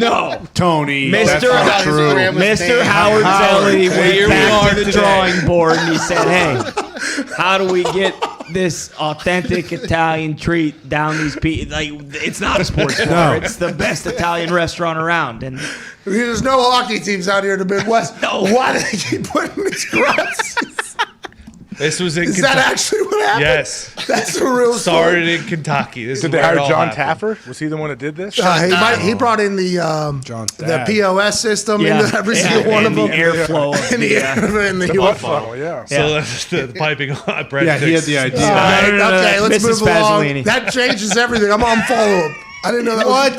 Whoa! Come on! Hey, If they would have called it Mario's and everybody thought it was for Lemieux, all right, and I would have been okay with it. But now that they're fake Gretzky, Grazi, fake name agency, I can't do it. That was before. They wanted to Americanize Howard T. Zelli. Carl T. Howard thank you. Zelli. Yes. They wanted to Americanize his name, so that's why they changed it to Grazi's. And then once, the Gretzky situation came over, I believe it was Stregonona, Howard Zelli, Yep. Carl T. said, you know what, let's go with Fazzolini. How dare you? Let's do that. Anyways, AJ, those breadsticks are piping hard. Let's talk about some things happening in the NFL. Antonio Brown got an MRI and from an independent doctor, and the sources say that it confirmed why he had so much pain in his ankle, and his friends were telling him not to play, although he looked okay in the game where he ran that route where literally he ran by a guy, then stopped. A guy almost fell down in the middle of the game. A lot of explosion. That's the type of player that Antonio Brown is. He might be too tough. He might be too good, too athletic, that he's not going to be able to get the grievance that everybody's expecting, filing for them making him play when he was hurt, when he didn't want to play. It's going to get ugly, AJ. It's going to get absolutely ugly out there, we think. I mean, it is, but what are you going to go back and forth and say, all right, yeah, I shouldn't have been out there. They pushed me out there and I played through something I shouldn't. But then they can say, what about your conduct detrimental? Like, let's call it a wash and nobody gets anything. Like, what do you do? Well, and also he had 11 for 1 something a week before that. And then, they worked him out on the field. Did they force him to put pads on and go in the game? Because we saw what he would do when he didn't want to go in the game in the middle of the game. So before the game, was there a similar conversation that happened? Aren't they going to try to get all of whoever was mic'd up or any mics near the sidelines? They're going to try to get as many conversations as they can. You would think in that entire, and we got to remember Antonio Brown and the NFL's relationship is a deep one. They know a lot about him. They've talked to him in many different stages of his life. I hope it all works out. But that was insanity, and I guess the story will continue to unfold. BA was speaking today. I don't know exactly what he said. He said that the Bucks will part ways with Antonio Brown, but any delay is just a mat to the front office determining which transaction to utilize. We talked to Rick Stroud in the first hour, actually asked him this exact question because they don't want to release him and have him go play somewhere else. If they put him on IR, then they are admitting that he was injured and he shouldn't go in there. So I think they were just trying to get their ducks in a row for what they were going to do. We sit here right now. He's still on the Buccaneers, though. It appears as if he's still on the Buccaneers. Are they really worried, though? Are they really worried if they let him go that someone's going to go sign him real quick? Stroud said that with a very straight face with his sunglasses on down in Tampa. He was at the facility. He's been in the building every single day. That has to be an actual thought.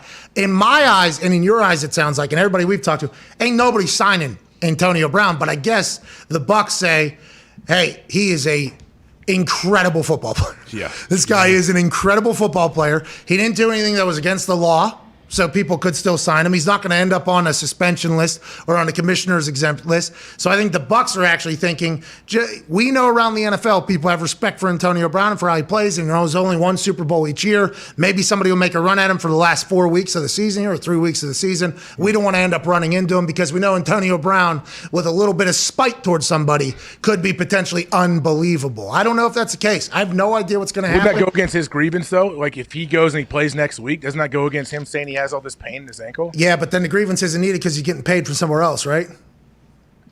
Yeah, I guess. But wouldn't he still want paid from Tampa Bay? So even if he acts like he wants to go play somewhere else, that would go against his grievance. Mhm. So he...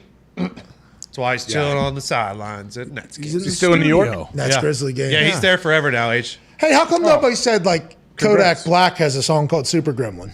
Really? Yeah. Oh, I didn't. I don't know if anybody knew that. I searched it last night. It goes pretty hard. Really? Yeah, it's pretty... Was it about AB? Big bass? Came out before AB did his Super Gremlin thing. But maybe, like... Yeah, is the message like, hey, I'm like this. AB's probably listening to What it happened to saying that? Himothy? Yeah, What do you mean? That was a good name. Pitt Well, from the Big Palace. Chest, too. Mr. Big Chest. Yeah. Timothy. Ronald Washington. Ronald was the best. Yeah. Now he's Super Gremlin. He's Pitt.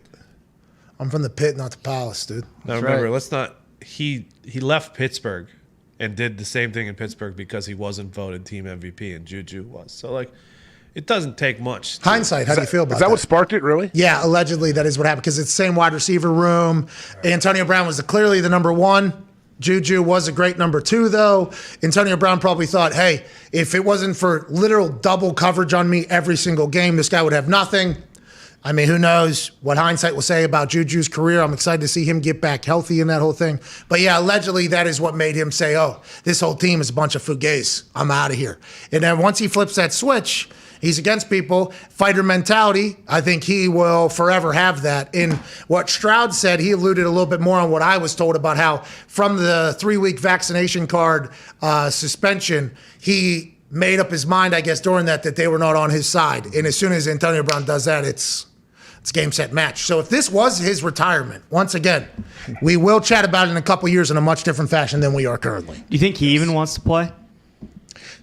He's still in incredible shape, right? I mean, But, if he doesn't, I think if Brady's he doesn't his right guy. now, Like, is there a better situation? Anyway, it's like I think he wanted to be in Tampa Bay. Like, and you know they didn't kiss his ass the entire time he was there. So now he's done with them. Like, do you think he actually wants to go somewhere else, and like he would be okay with going somewhere else? what if they bring him back in a week? Like Antonio Brown, something happens like a week from now, and they get back on the same page. I think if Green Bay calls, he may go. Green Wouldn't Bay you? ain't fucking calling. He ain't If you're going Green Bay, would you call? No, they're not going to. But I'm saying, would he be willing? I think he absolutely would be willing to do that. Rams. Yeah.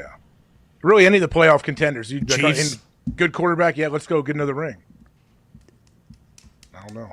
Why would he want to leave Tampa though if he just won a Super Bowl? He there shouldn't, last but year? Like, Well, he left because he's pissed off at the potential. If you go off what Rick Stroud just said, Right. Rick Stroud, he's pissed off at everybody in Tampa for not having his back enough. You would assume that would include Who's Tom. his agent?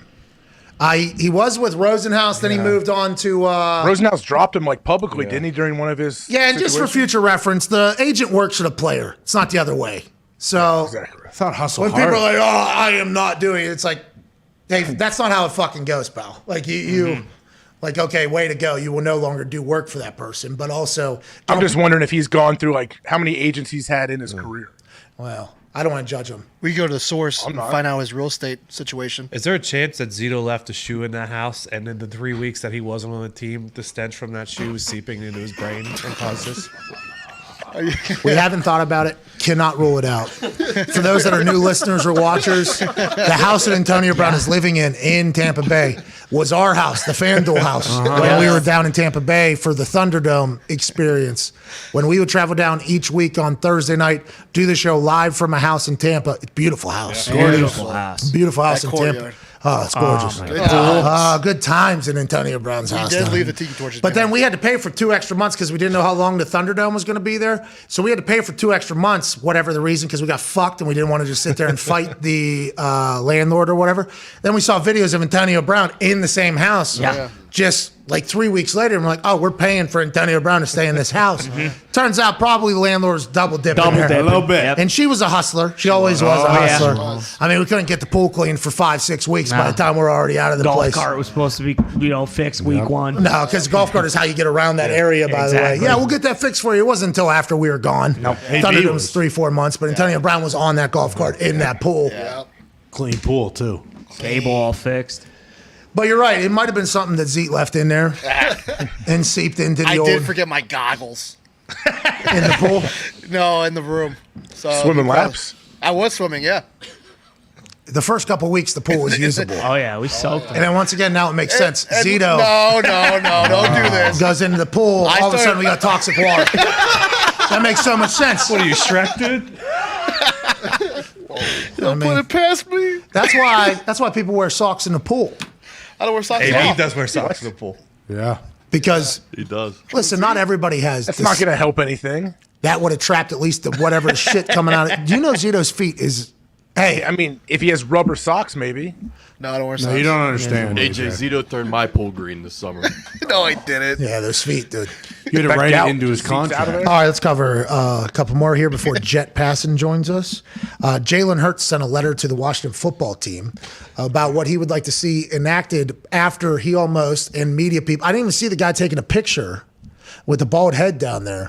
Oh, shit. I mean, that's moments before all. Oh, you didn't see what happened to his camera? Oh, his poor camera. Oh, that camera, the lens is cracked in half. Well, not. I mean, I'm happy it's just a lens, which is kind of what Oh, it's Jalen his Hurts. leg, too. Yeah, Jalen Hurts kind of in this entire thing was like, in the moment, I was calm, but looking back on this, there has to be some sort of change. Now, this is division rival, obviously, Philly in Washington. Jalen Hurts did handle that very, very well. This banister falling or railing falling with 4 people crashing on their face. Yeah. Okay, crashing on their face at an NFL game comes after 2 poop pipes have been bursted in that stadium throughout this entire year. Maybe some upgrades need to happen. And Jalen basically wrote that to word. Because I think Jalen was a little bit worried that, and maybe couldn't sleep a couple nights or thought about it. Those people all wanted a photo of him. The fact that they want Dahn doing that maybe made him feel a little certain way. Like, those are our fans. Those are our fans that just got almost in some shit, let alone the media that was down there. What if I was closer? Yeah. If Jalen was closer, they could have landed on his goddamn head there.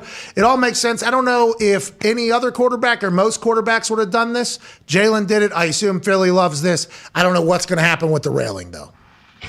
I know the zip ties held it back up, but I mean, they got really lucky, to tell you the truth. Like, what if somebody would have died? Like, something like this happens. Like, it's a scary situation. So I think that's partly what Jalen's talking about, isn't he? That photographer.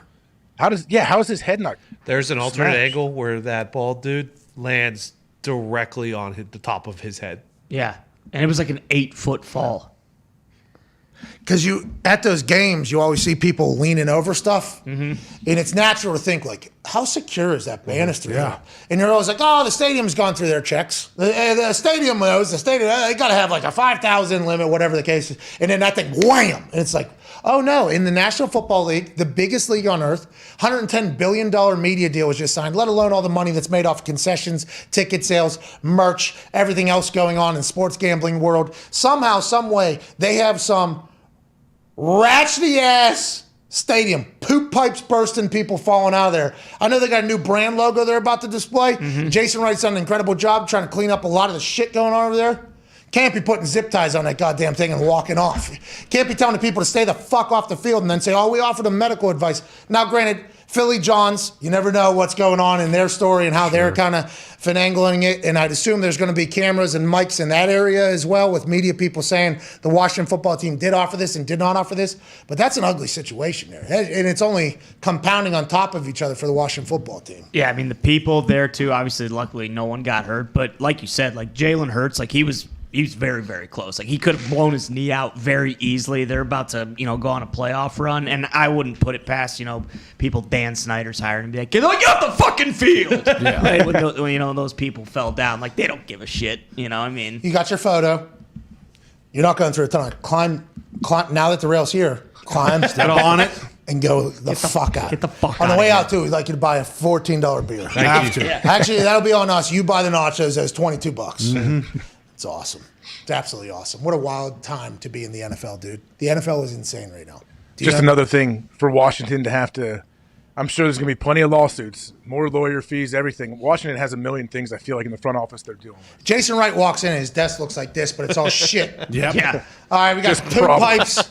We got the poop pipes over here. We got no goddamn name yet. We got a fucking old owner. Our still owner has, I don't know how many skeletons are in this fucking thing. Then we got a book coming out by RG3. He is now a media darling. We got this. Yeah. Jason Wright's just sitting there like, can somebody just fucking clear the desk? Can we do that once? February 2nd. February 2nd. February 2nd. That's right. It's dawning of a new day. Boomer tells us it's the Admirals. He also told us Nagy was informed that he's been fired before his last game. Nagy came out and said that is not the case. Is Nagy doing that just to say fuck Boomer? Is Nagy's doing that because it actually happened? Time will tell. Boomer's probably right. That guy works harder than anybody. Yeah. Well, the football team put out like teaser photos of the jerseys and uniforms, and I assume he saw the stars. And he was just like, oh, they have to do Admirals because there's stars on that jersey. That's the only one that matches the outfit. Somebody put a picture out of Red Tails also. Yeah. Red Tails? But that's why I think the stars kind of gave it away. What are the finalists? There was 8 of them, but it doesn't necessarily mean that they're the top 8. It just means that 3 of them are actually in those 8. It was like a random 3 of these 8 are in the finals. The Red Hawks. I remember that. Yeah, what's it? Red Wolves. Red Wolves, Wild Hogs, maybe, was it? I forget. Wild Hogs, yeah. I think Tim Football Allen's team. flipping a coin. Brigadier Martin Generals. Lawrence. Yeah, the Generals. Joining us now, not from the NFL, which is a profitable, thriving business, who has so many problems that they just kind of handle because their business is one in which they signed $110 billion media rights, and the ratings are through the roof. Representing another sport that have none of the above, but absolutely a lot of history, going through an insane time that'll be talked about for years and years on whether or not this is what killed baseball or not. Representing the MLB, senior baseball insider for ESPN. Ladies and gentlemen, it's time to warm up the jet, Jeff Passan. Jeff. Oh, what's up, boys? Hey, you look amazing. It's great to see that your hair and your tie and everything's fantastic. Wake me up when baseball is back. Even though the MLB quit, Jet didn't. And that's what we appreciate you for, Jet. Baby Jet. Good to be here, boys. You're looking good. Thank you. Is Connor around right now? Yeah. What's up, Jet? Say, Connor. What did he say? I didn't hear him. Groceries down. Oh, come on, dude. Garbage chute. Hey, different show, Jet. We're not talking about that right now. Honestly, Jet. what are you doing, man? Different show. That's a great question, actually. I'm a doofus, Jet. What do you want from me, pal? I'm dumb. Does that make you feel better? You a I journalist? I feel like you and baseball are the same right now. You have something great and you just throw it in the garbage for no reason. Yeah. I had milk and cookies, Ben and Jerry's in that grocery bag, Jet. Okay. I know. What's your Ben and Jerry's go-to? Milk and cookies, dude. Why are we talking about this? All right, let's move along. But Jesus. I would like to say what Jet is referencing is a story from the pod in which Connor, who is a successful adult, if you were to look from a zoomed out perspective, did bring his groceries home, and instead of putting it in the fridge, he actually dropped it down the laundry chute into the trash can. Yes. Thank So you. that is something that happens as adults. You should feel good. This guy's going to make $1 million over the next couple of years. Maybe. So just know that it could happen to you. But let's talk to Jet. Speaking of making $1 million, baseball and I'm not a baseball guy. Everybody knows that. You know that. We know that. I mean, I played professionally, but I did not follow the sport closely growing up because the Pittsburgh Pirates stink. But Bob Nutting, the owner of the Pittsburgh Pirates, is maybe a depiction perfectly of what baseball is as a whole. How are any of them making money? Is that the only thing that this is about? Obviously. And how do you see them getting through the lockout? We read your article today behind the paywall at ESPN Plus. Incredibly well written. You do a great job on your research and putting words together. We appreciate that. But how the hell do they get through this whenever you got owners who only care about money, Bob Nutting, and you got players who do their own thing? I just don't. This is an ugly time, I think, in baseball, Jet.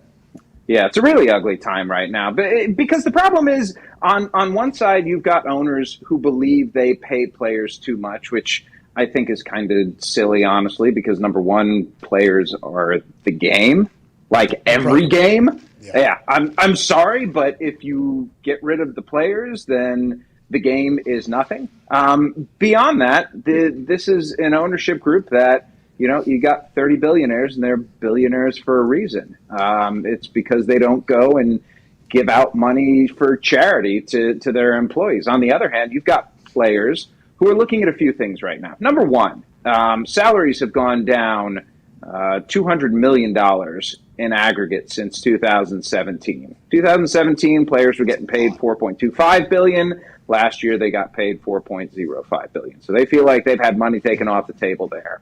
You've got players who feel like they've been mistreated in a number of ways, disrespected, and that you've got gambling money coming into the game. You've got these large television contracts. You've got, the last non-COVID year, baseball made $10.7 billion in revenue. Second highest revenue sport in America behind the National Football League. Yeah, $10.7 billion. Where? They make a lot of. I know, they make a lot of money. It's media rights. It's local television deals. And these local television deals have sustained the sport for a long time, and players feel like they have not gotten their fair share, and they're angry about it. And that anger is leading to this situation we have right now where the sides just can't talk with one another. Like, they talk past each other. And when you can't even have a conversation about where the sport needs to go, you're in trouble. And that's where I think baseball finds itself these days. And listen, I don't like writing pessimistic things. It's just the truth and the reality of where the sport sits right now. Old pessimistic passing, they're saying. Go ahead, AJ. Go ahead, AJ. Old PP out there. Hey, Jet, speaking of being pessimistic, what is the worst case scenario that comes from this? Like, how much time is missed? And also, who is driving the talks? Like, who is powerful on both sides that actually has some pull? Look at you with good journalistic questions. Pat's breaking news earlier this week. Right. Yeah, not as much as Boomer, but yeah, we're trying. AJ's coming in looking like more than a meathead. It's great. Hey! He is rock for brains. The truth is the truth. Look at him. He looks like an Aryan movie villain. Oh, Jesus! What is that, AJ? You can't say that, Jet. I mean, it's true. Like, your name is AJ Hawk. Like, you definitely should murder people in movies. You might. We don't know if it's in real life. Oh, jeez. Maybe someday. Jeez. Lord. The power players.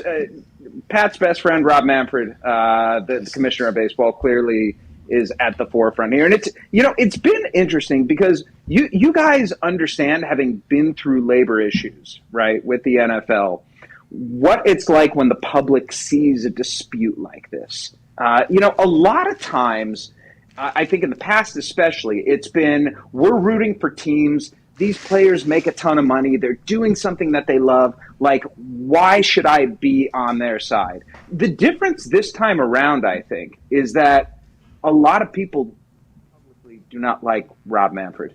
And I think that players are actually doing a pretty decent job of making this as much about Rob Manfred. But in the end, is that what's going to get a deal done? Is that what's going to break a deal?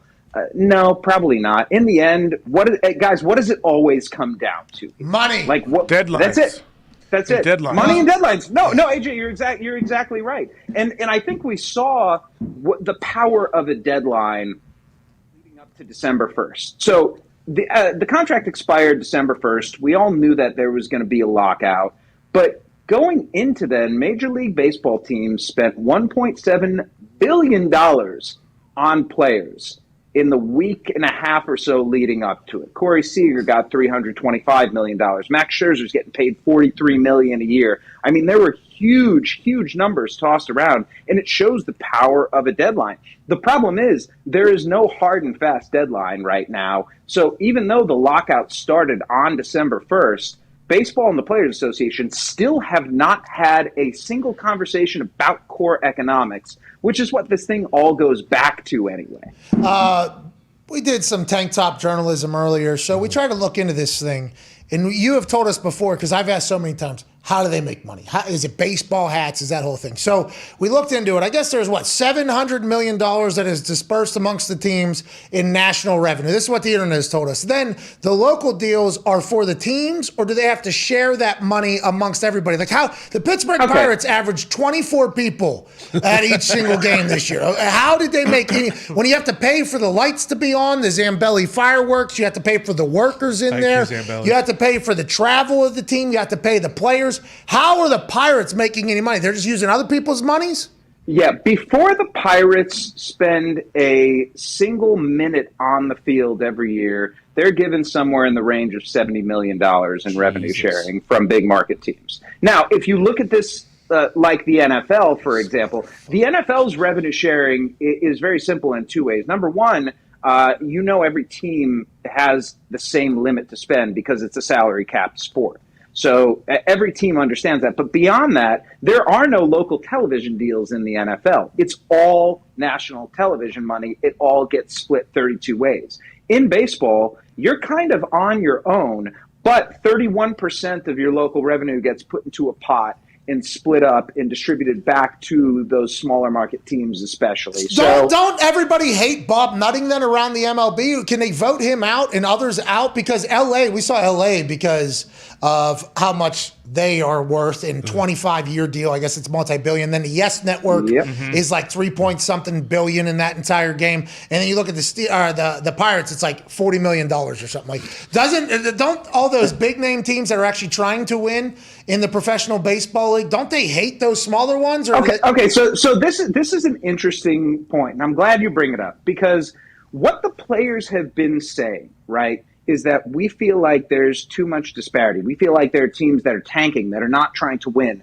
that are anti-competitive, and that anti-competitiveness is a real problem. But at the same time, the players are also saying we want the ceiling of the competitive balance tax threshold, which is the luxury tax, essentially, which is the thing that's supposed to be there trying to prevent the Dodgers from having $200 million more in payroll than the Pirates. They're trying to get that even higher. Now, they're trying to get it higher because it hasn't bumped up nearly commensurate with revenues in baseball over the past, between 2011 and 2019. So the last non-COVID year when baseball made $10.7 billion as an industry. Yep. Makes no sense. A lot of hats. They had gone from $6.3 billion as an industry to 10.7 over the course of 9 years. During that time, the ceiling for the competitive balance tax went from $178 million to $206 million. That's 70% gain in revenues. That's 15% gain in CBT. The players are angry at that because the players understand that this past year when the CBT threshold guy was $210 million, the Dodgers went over, the Padres went over, and there were 5 teams that were within $3.5 million of that number. Now you're telling me that those 5 teams, if that 210 was 230 instead, wouldn't have gone up and spent more? You're telling me the Yankees wouldn't have gone up to $230 million? That's why they want that raised. But the problem is the higher that gets, the more the big market teams spend. The smaller market teams sit there and go, how the hell am I going to compete in this league? And that's the core issue of baseball and what they should be talking about. In reality, they're just talking about how you split up dollars. And that's the problem here. The long-term issue in baseball should be competitiveness, but the short-term financial interests of everyone involved is what's going to win the day.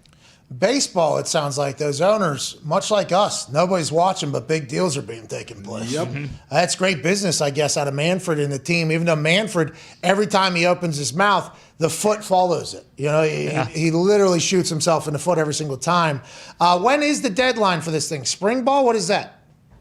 I mean, if you look at it realistically, they're supposed to, Major League Baseball is going to make a proposal. They're getting one together at this point. And the proposal so far, the players have looked at it and essentially laughed at it, just like the league has done the same with the players at this point. So I'm not at the point right now where I'm panicking that there are going to be games lost. But once we get to February 1st, if there's not progress, Pat, then we're looking at spring training being postponed at that point. No. I mean, if we're looking, I want to see bombs in Arizona. There's nothing better. I want to see dingers in Florida. Than pitchers and catchers reporting. They cannot push that back. Speaking of, Ty, go ahead, pal. Yeah, Jet, I mean, you kind of just alluded to it, but like it seems like over the last couple years, like this is really the only shit we hear, that like both sides hate each other and we're kind of getting a watered down product. Like when would you say, I mean, like there's a good chance that this just gets done and we kind of go about our business, but like when would it be in your mind like a date where it's like, oh shit, like we have a real problem here and there is a chance that we actually might not get baseball this year? I'm way far away from we're not going to get baseball this year. I don't think that they're that stupid, frankly. Like that. That's the thing. Is Bob not even voting? Is Bob not even going to vote? Listen, I understand that players want what they want and that they feel unified at this point. I understand that owners want a particular thing and they don't feel like they owe players anything. And so when you have a bunch of intransigent alpha males on two sides in a staring contest, in a pissing contest, in whatever you want to call it, this has a chance to last for a really long time. But the reality is somebody here needs to be the adult in the room and take a 35,000-foot view of this all. Pat McAfee, who is one of the biggest names in media right now, is coming out and saying, I think baseball sucks. That's a problem because the people who are listening to this show, who are watching this show right now, a lot of them think the same thing. And let me tell you, Pat, I'm sorry, baseball doesn't suck. Baseball is a great sport that can't get out of its own damn way sometimes. Baseball can't hold hockey's jockstrap. All right, yeah. Just want to let you know that. But hockey was in the same position years ago when they had their lockout and work stoppage, and it almost ended the entire league. And then they came out on the other side much better. Jet, on that note, hockey obviously had to go to a salary cap to survive. The league was struggling. The players were angry. The owners were angry. Is that ever on the table for MLB, or do they just laugh that out of the building?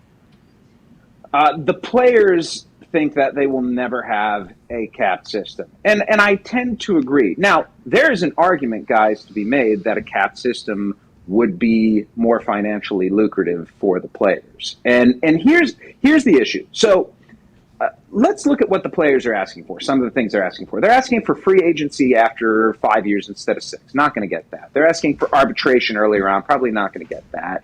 They're asking for a higher minimum salary, though. So let's assume they get a higher minimum salary because they want players to get paid younger. Let's assume there's a bonus pool that gets put in place so that if you have excellent performance in your first or second or third year, you get paid more. All of that money, owners look at it like, hey, that's extra that we're paying, which is fine for them to do. But the reality is the way that baseball operates, there is no minimum salary. So whatever the owners pay extra to those younger guys, they don't have to necessarily go out in free agency and spend on the older guys. When you have a system in which there's no fixed amount that leagues have to pay, that organizations can go out and game that system. And that's exactly what's happened over the last 10 years or so in baseball. It's the reason you don't see guys who are older than 30 years old, generally speaking, getting paid what they used to get paid, because organizations realize that they can go out and pay a guy a minimum salary of under $600,000 and get pretty commensurate performance. Salary caps have a floor, too. Go ahead, AJ. Yeah. Jet, do the owners believe it's a good thing or a bad thing, the fact that they lock the players out, and the vast majority of Americans probably don't know that baseball is locked out? Like, it's good it's good because you don't want to soil the game and people get upset, but it's also bad because it's not in the front page. If a tree falls, dude, that's kind of... No, it's. I understand exactly what you're saying. Baseball has a credibility problem with the public. And the credibility problem goes down to something that's very simple. it's seen as a game that's old. It's seen as a game that's not fast enough. It's seen as a game without stars. Testing them then. And here's the thing. Part of me wonders if the players and the owners are both so deep inside of that echo chamber in which they exist that they are losing the reality that if they have an expanded work stoppage here, it's going to do irreparable damage to the sport. And go ahead. Oh, you better not throw a damn pitch, Pat. I swear to God, if you throw a pitch, I'm going to charge them out and beat your ass. Whoa. Jet, you don't want that. Listen, you don't want this smoke, McAfee. I understand. You think you're a tough guy. You wear tank tops all the time. I'll kick your ass. All right. Hey, Jet, I beat up 5 dudes in the Oculus Arena last night. All right, I'm back. You don't want any part of the thunderstorm here, pal. But all I'm doing is just trying to let people know what the sport of baseball is while you speak about it. I didn't know. You know what I mean? I was letting them know this is the game. This is the game. No, can I tell you what the sport of baseball is? The sport of baseball is a great sport that needs to highlight all of the good things about it. We need to be talking about Fernando Tatis Jr. and Ronald Acuna Jr. and Juan Soto. We need to be talking about we need to be talking about Shohei Ohtani. And I appreciate the fact that you let me do that earlier this year. And what Shohei Ohtani has done is incredible. He's an unbelievable athlete. And I love everything about him personality-wise. I love everything about him, what he does on the field. And if baseball would just focus more on those players and on the great things about the game and less on trying to figure out how to cut up this giant pie. Owners need to understand that players are the game. Players need to understand that they can't get everything right now, even though they've lost the last few collective bargaining agreements. And all of them need to understand that if they don't get their act together, then the sport is going to suffer for the things that they're doing. I wonder who, because there's probably a lot of players that want to just get a deal. It's like when the NFL and the NFLPA get into collective bargaining. Yeah. There's a lot of players that just want to get a deal done. Then there's a lot of players that don't. It's kind of split. Do you feel that in the baseball world or no? Not right now. I think players right now are feeling really unified because they have that common enemy in Manfred. Like, he is a very easy person. Yeah, he's a heel. Yeah, he is. He is. Yeah, stupid, bad talker. He's in charge of that. There are a lot of things that players look at and say, Rob Manfred's trying to make our game worse. Now, I don't think he's actively trying to do that, but if you're, But if you're, piece of metal trophy. Yeah. Here's the thing though. If you're the players right now, the one thing you can't show is weakness, is separation. You have to show unity, and that's the thing. What this is all going to come down to, Pat, is which side cleaves first. Is it going to be the owners who say we are losing money, the small market ones especially, we are losing money because we're not playing games right now, we can't stand for this? Or is it going to be the players who, the first time they don't get a paycheck, say, the average major league career is like 3 years. Don't throw the pitch. No, I was going to throw it to Diggs because he's a big-time baseball fan, but those are dog years too because you're on the road for 100. Oh, yeah, no question. No question. And that's the thing. That's where the league feels like it has the advantage over the players, right? And the players feel like they have the advantage over the league almost from a moral sense. Like, hey, we're the game. Start treating us that way. Oh, okay, got it. Go ahead, Tone. Jet. They're like Hub. Yeah. Hub Arkush. Bigger than the game. Baseball. Bigger than the award. Rob Manfred, basically Hub Arkush. Yeah. We're tying things together, piecing things together. Big time journalist Jet Passon helping us out with that. Go ahead, Tom. Jet, Pat mentioned the #1 rated ski resort in the Mid-Atlantic region in Seven Springs. Great ski resort. Owned by Robert Nutting. He just sold it to the Vail Resort Group. Did he sell that because he's going to give $300 million to Ohtani? That's a great question. Talking about the Pirates baseball here. Answer the question, Chet. Chet, answer the question. I'm not going to answer the stupidest question. Why you never been to Seven Springs? You never rode tubes down the hills of Seven Springs. Why would he sell the #1 rated ski resort in the Mid-Atlantic region? You have no clue what that ski lodge is like. He's not giving money to Ohtani. Yeah, if he's not bringing Ohtani, why is he selling Seven Springs, which everybody wants to go to in the tri-state area? Yeah. Can you just say Ohtani one more time, please? Ohtani. Shohei. There we go. Let's go. Ohtani. Is he going broke? Why'd he sell that thing? That was the only thing he was good at, it feels like, publicly. Great. Why'd he sell that place? Is there any teams that are going to be up for sale, you think? Or are the Pittsburgh Pirates going to be one of them? I don't anticipate the Pirates being sold anytime soon, unless, I mean, here's the thing. After your first big deal, we talked about you potentially buying. Now, you're on your way, Pat. You got to get a group. Yeah. We're buying hockey too. Well, we talked about that actually, Jet. We did have a full conversation, and then Ty, our baseball guy, actually came out to me and said, "Hey, let's remember you hate baseball. So, are you sure you want to?" That's every day. We would have to be there every single day. I just thought about the fun nights, the fireworks, the whole thing. We'll pay Shohei. We'll have a suite behind home plate. We'll even dress up like umpires every night. It'll be our whole thing. But I guess that's not the case. I hope every owner does care about the team being great and the team winning and the league winning, and I appreciate that and respect that. But normally whenever these types of bargaining things happen, that is the last thing on anybody's mind. Hopefully they'll be able to figure it out, because you know what we need? We need more jet passing. Hell yeah, we do. We need more jet. I love you. I'm so glad to be here. Seriously, this is so much fun. I've been sitting around in my Snuggie for the last 2 months doing jack shit. Yeah. What's going on with you guys? Brings life to me. Makes me feel good. So thank you. I appreciate that. Hawk, you scare the shit out of me. Well, Jet, we appreciate you, bud. Thank you, Jet. Thank you, Jet. And we need to get you back soon. Please keep us updated. We'll continue to read behind the paywall your incredible writings. Hell yeah. We did it today. It was awesome. We would recommend everybody do it at ESPN Plus. Senior MLB insider, absolute legend, ladies and gentlemen, Jeff Passer. Thank you, Jet. Thank you, Jet. He has just been in snug. You remember when those came out with the sleeves on the blanket? Oh, those were so cool. Awesome. Those are so cool. How many times are you going to mention the ESPN Plus paywall to Jet? Well, we did have to sign up for it today. Yeah, I wasn't happy about it. Yeah. I said, Ty, can you please read Jet's work? We need to get a little bit of a synopsis of it. And then you hear Ty go, behind the fucking paywall? That's all I heard come out. We paid because Jet's worth it. That's right. And Jet's brain is a good one. He's a great writer. He loves the game of baseball, but he knows they're basically fucked. Yeah. Yeah, they are. But deadlines are the things that get things done. So we ran right through our deadline, actually, the show. But he ended a sentence at that. It was actually almost perfect, yeah. It seems Didn't work out. I think more radio show hosts should do that. Just let the person just go ahead and give their sentence and just see if it's 0-0 it hits. It's a fun game. It is a fun game. Worked out pretty well. He hit right in the middle of a sentence. Good tease going into hour 3. Oh, yeah. Chuck Pagano will be joining us in about 6 minutes. We can't wait to chat with him. More talk about the football world and what's going on. Probably some updates around the league on injuries, COVID potentially, anything else going in. There's a lot of scenarios that are kind of becoming clearer. Pictures are becoming. Joey Burrow not playing, I don't think. No. Joey Burrow and the boys not playing for Cincy. So that probably means a loss for Cincy. No offense, but we can just. Well, playing the Browns. Yeah, but Baker's not playing. So.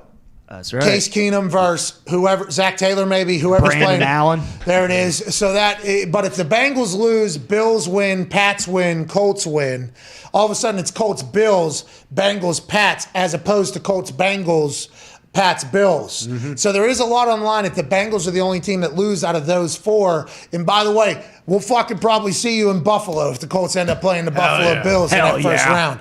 I'll get my onesie on. We'll get a couple of those bleacher seats out there. Yep. And because I love that the Buffalo Bills have their stadium this year. We're not putting a dome on. This place is going to get ruined by snow. We're putting metal bleachers down like this is 1927. And it does not matter because everybody's going to stand up. Hell yeah. I've never experienced Bills Mafia. If they end up playing up there, I think we'll have to. Also, what if that game is right before the Cincy Pats game? You hop on a bird, you can get to Cincy probably by second quarter. You should probably go to that game as well. And then what happens if the Kansas City game, then we hop. Another bird. Yeah, we got a big bank all of a sudden. These are things we're not supposed right. we're not supposed to have money. These are things you're not supposed to do. If we had people that were advising us on stuff, they wouldn't be like, yeah, you should fly to all these games that are going to cost a lot of money to get in with to begin, and you might as well, but why not? It's Super Wildcard Weekend, it's same game parlay holiday. We should think about it, at least thinking about it. That's not a bad. Maybe head down to Dallas, Jerry World. That's a far trip. I mean, that's a little bit. What's going on? Are you paying for that? You just got pretty big crazy, payday. dude. Well, I'm gonna have to look at my finances and see if I can make it work. Sure. AJ, will you join us on that trip if we go on a Wildcard Weekend wild ride? Yeah, I might. I'll think about thinking about that for sure. I think we should think about thinking about it, just like we thought about thinking about going to the Ben Roethlisberger's last ride. Yeah. Couldn't find a suite. Couldn't do it. I was going to surprise the boys on Monday. I was going to say, hey, we're going, by the way. We've got a plane. Let's go do it. Couldn't find a suite. It was unbelievable. It was all right. Brett Michaels bought them all out. Yeah. Had no chance. He was not there. They was. What? In spirit. In spirit. He was in the locker room. We all saw Michael's the picture. always there. All right, we're back in 3 minutes, hour 3. Chuck Pagano will join us and more. We can't thank you enough. Cheers.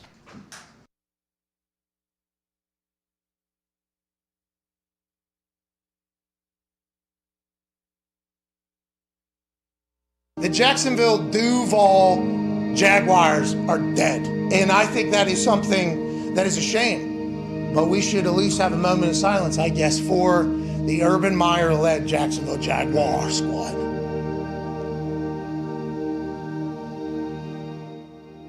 He chose one time not to fly back home with the team after a loss.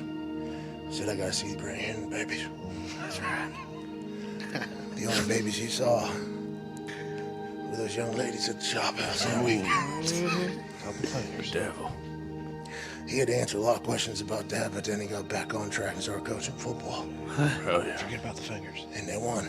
They won a game in London. How'd they win? It's because they forgot about the fingers. That's right. And then they came back to America. And they lose. And they lose. And they lose. And they lose. And anonymous sources say, this guy fucking stinks. He's laughed out of meeting rooms. Everybody wants to smack him in the mouth. Attitude reflect leadership, Captain. Have a little mirror therapy, pal. A little bit. You stink. You guys ever get yourself one of these? I didn't think so, you losers. Hey, this one from high school. This one from college. And this one right here, middle fingers open for the NFL. If any of you would stop fucking me over. Goddamn right. That's what we're trying to get. Hey, you, defense coordinator. What's that? You got any of these? No, I don't. That's why I thought you're a fucking loser. I'm sorry, You need to stop by the job. Anyways, they're dead. First hour. We talk sports and rock. Yeah. With AJ Hawk. This is not a mock of a song that's rock. Sports talk and rock with AJ Hawk. Rock. Hell yeah. AJ Sports and talking on the rock. Come on. Go on home with AJ Hawk. It's rock. Sports talk. Welcome back. The Pat McAfee Show. There'll be no rules for our guests, for us, for the things we can talk about. Speaking his mind I've never had a problem expressing my opinions or my thoughts or anything like that. while being relatable. I haven't had that manufactured fake-ass celebrity that a lot of people have whenever they go on those big networks. I've had a chance to really build my crew, build my following, build my audience. And ridiculous. What am I supposed to do? So I'm supposed to look at something that I can definitely afford and say, nah. Is that what I'm supposed to do? The Pat What the fuck are McAfee you Show doing? starts in 3, 2, 1. Hey, welcome back to that show, Hour 3 on this Coach Us Up Chuck Wednesday, January 5th, 2022. On my left, AJ Hawk. The boys are all here. Chuck Pagano will be joining us immediately following this beat drop. Did you hear that, AJ? What's that? Didn't hear. You son of a bitch. Après beat. Did you hear the beat drop, dude? Yeah, what was Diggs talking about? Après beat? Well, après is after in French, you know, and avec is with that. You would obviously. I didn't know that. I don't speak French. I didn't know that. Well, that's because you ain't got one of these.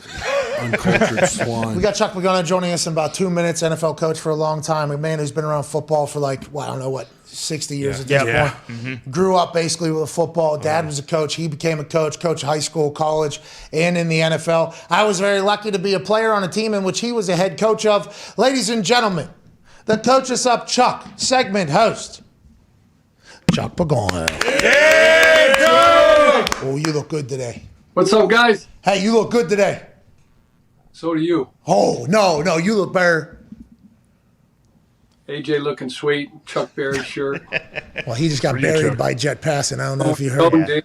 Tone, new set of cowboy boots. Hey, you know, out there, Wyoming, Boulder, do you have a pair of cowboy boots or no? You were just wearing Ferragamos. I graduated from the cowboy boots the minute I graduated from the University of Wyoming. Oh. So you went down to Miami, said, "Give me the Ferragamos." Yeah. Give me the Ferragamos out here. It took a while to earn enough paycheck where I could afford a pair of Ferragamos.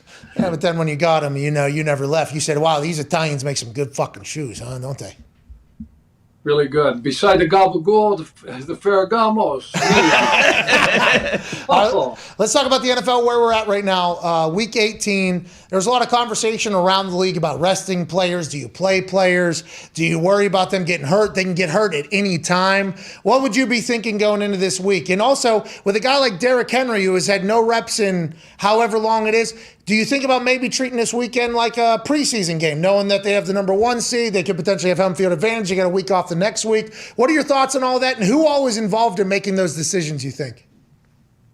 Well, I think it's, a collaborative effort between, GM, head coach, owner, staff. They're all going to talk and make those decisions. I think Green Bay's a totally different, scenario than, say, Tennessee.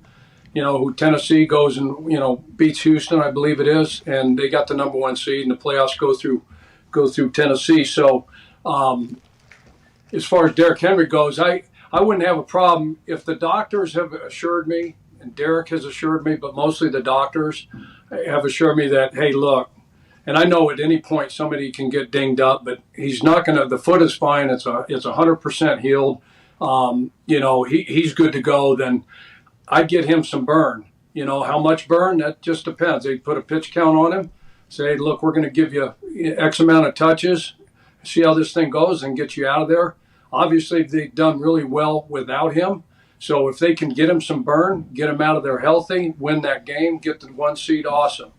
Aaron, on the other hand, I know the other day yesterday talked about, him and Matt having conversations and the upper brass there about, playing and momentum.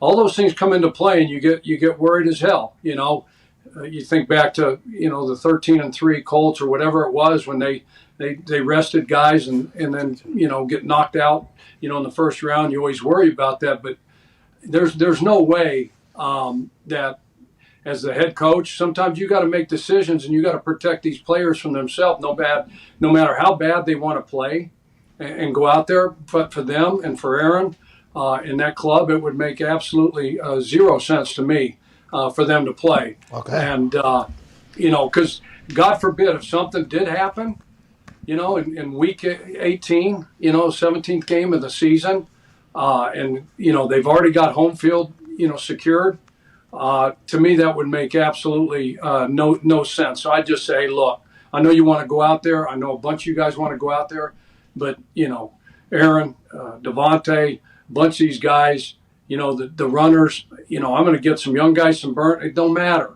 and then they're playing Detroit, right? Yeah. Might win. I got to look at the other team too, because they're going to ball out, and all you need is some first or second year, third year player, trying to make the roster for 2022 and be kept around and just lose his damn mind, and do something from the other. So you got to protect them from the other team because MCDC is going to have those guys hunting and rolling. Division game, and you got a chance to beat, the 1 seed and gain all that momentum, going into the off season and building your program and all that stuff. So, hey, good program. Hey, that was a good program there. And I was going about the program. There's every situation is different, guys. So that one for sure, I'm not rolling him out there. Hey, Chuck, were you able to see the Steelers-Browns game on Monday and Ben's whole kind of going away ceremony? I guess, what are your thoughts, like, as a coach? I think Ben even had to feel awkward and weird at times trying to play a game through all of that. Like, have you ever been a part of something like that? Like, where somebody is definitely this is the last game and they're trying to honor them? Yeah, I did watch it like everybody else, and I thought it was really cool.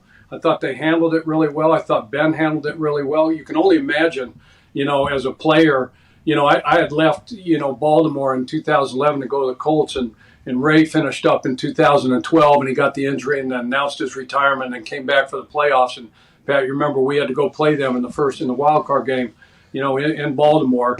And, they put Ray, it was going to be the last home game for him. And they let him, remember when they took a knee? Yeah, and he was the back guy. And then as soon as he was the back guy, they usually put a receiver, but Harbs and them put Ray back there. And had I not had the relationship with that organization and that coach and all those guys, we might have gone out to midfield and start fighting everybody.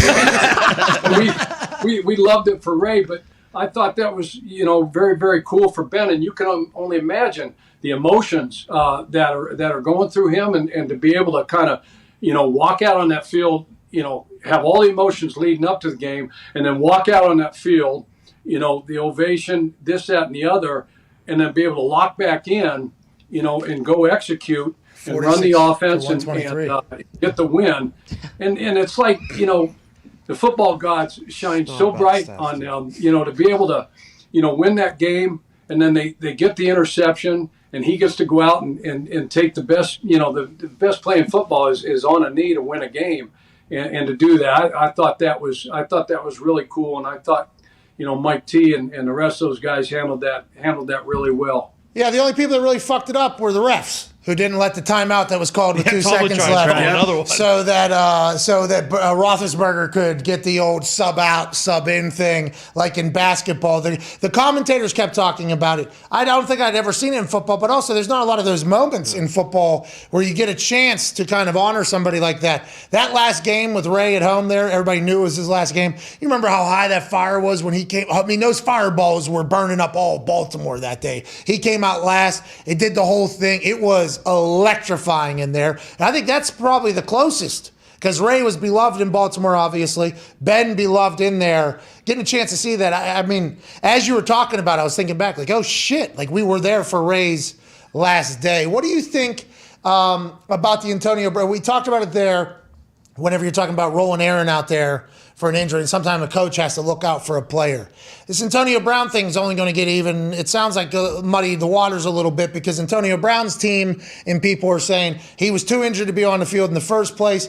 Bruce Arians came out and said, we were told nothing of the sort. There was a workout before the game. They deemed him okay. Did they force pads on him and had him play? He looked healthy jogging off. He had 11 for 1 something a week before that, but he is incredibly tough. How do you feel about that? And with all the people you know down there, how does that whole process work, you think, to get a guy back on the field and not on the field? Who's making that decision? Who's a part of those conversations? Yeah, I know, what you guys know, Pat. I haven't talked to those guys down there. Obviously, a crazy set of circumstances. I've never, we saw Vontae, do it at halftime. Young man's game, dog. Hey, this is a young man's game. Hey, this is a young man's game, dog. I ain't got it no more. And we're not going to judge anybody until we walk in another man's shoes. I mean, we don't know what anybody's, dealing with.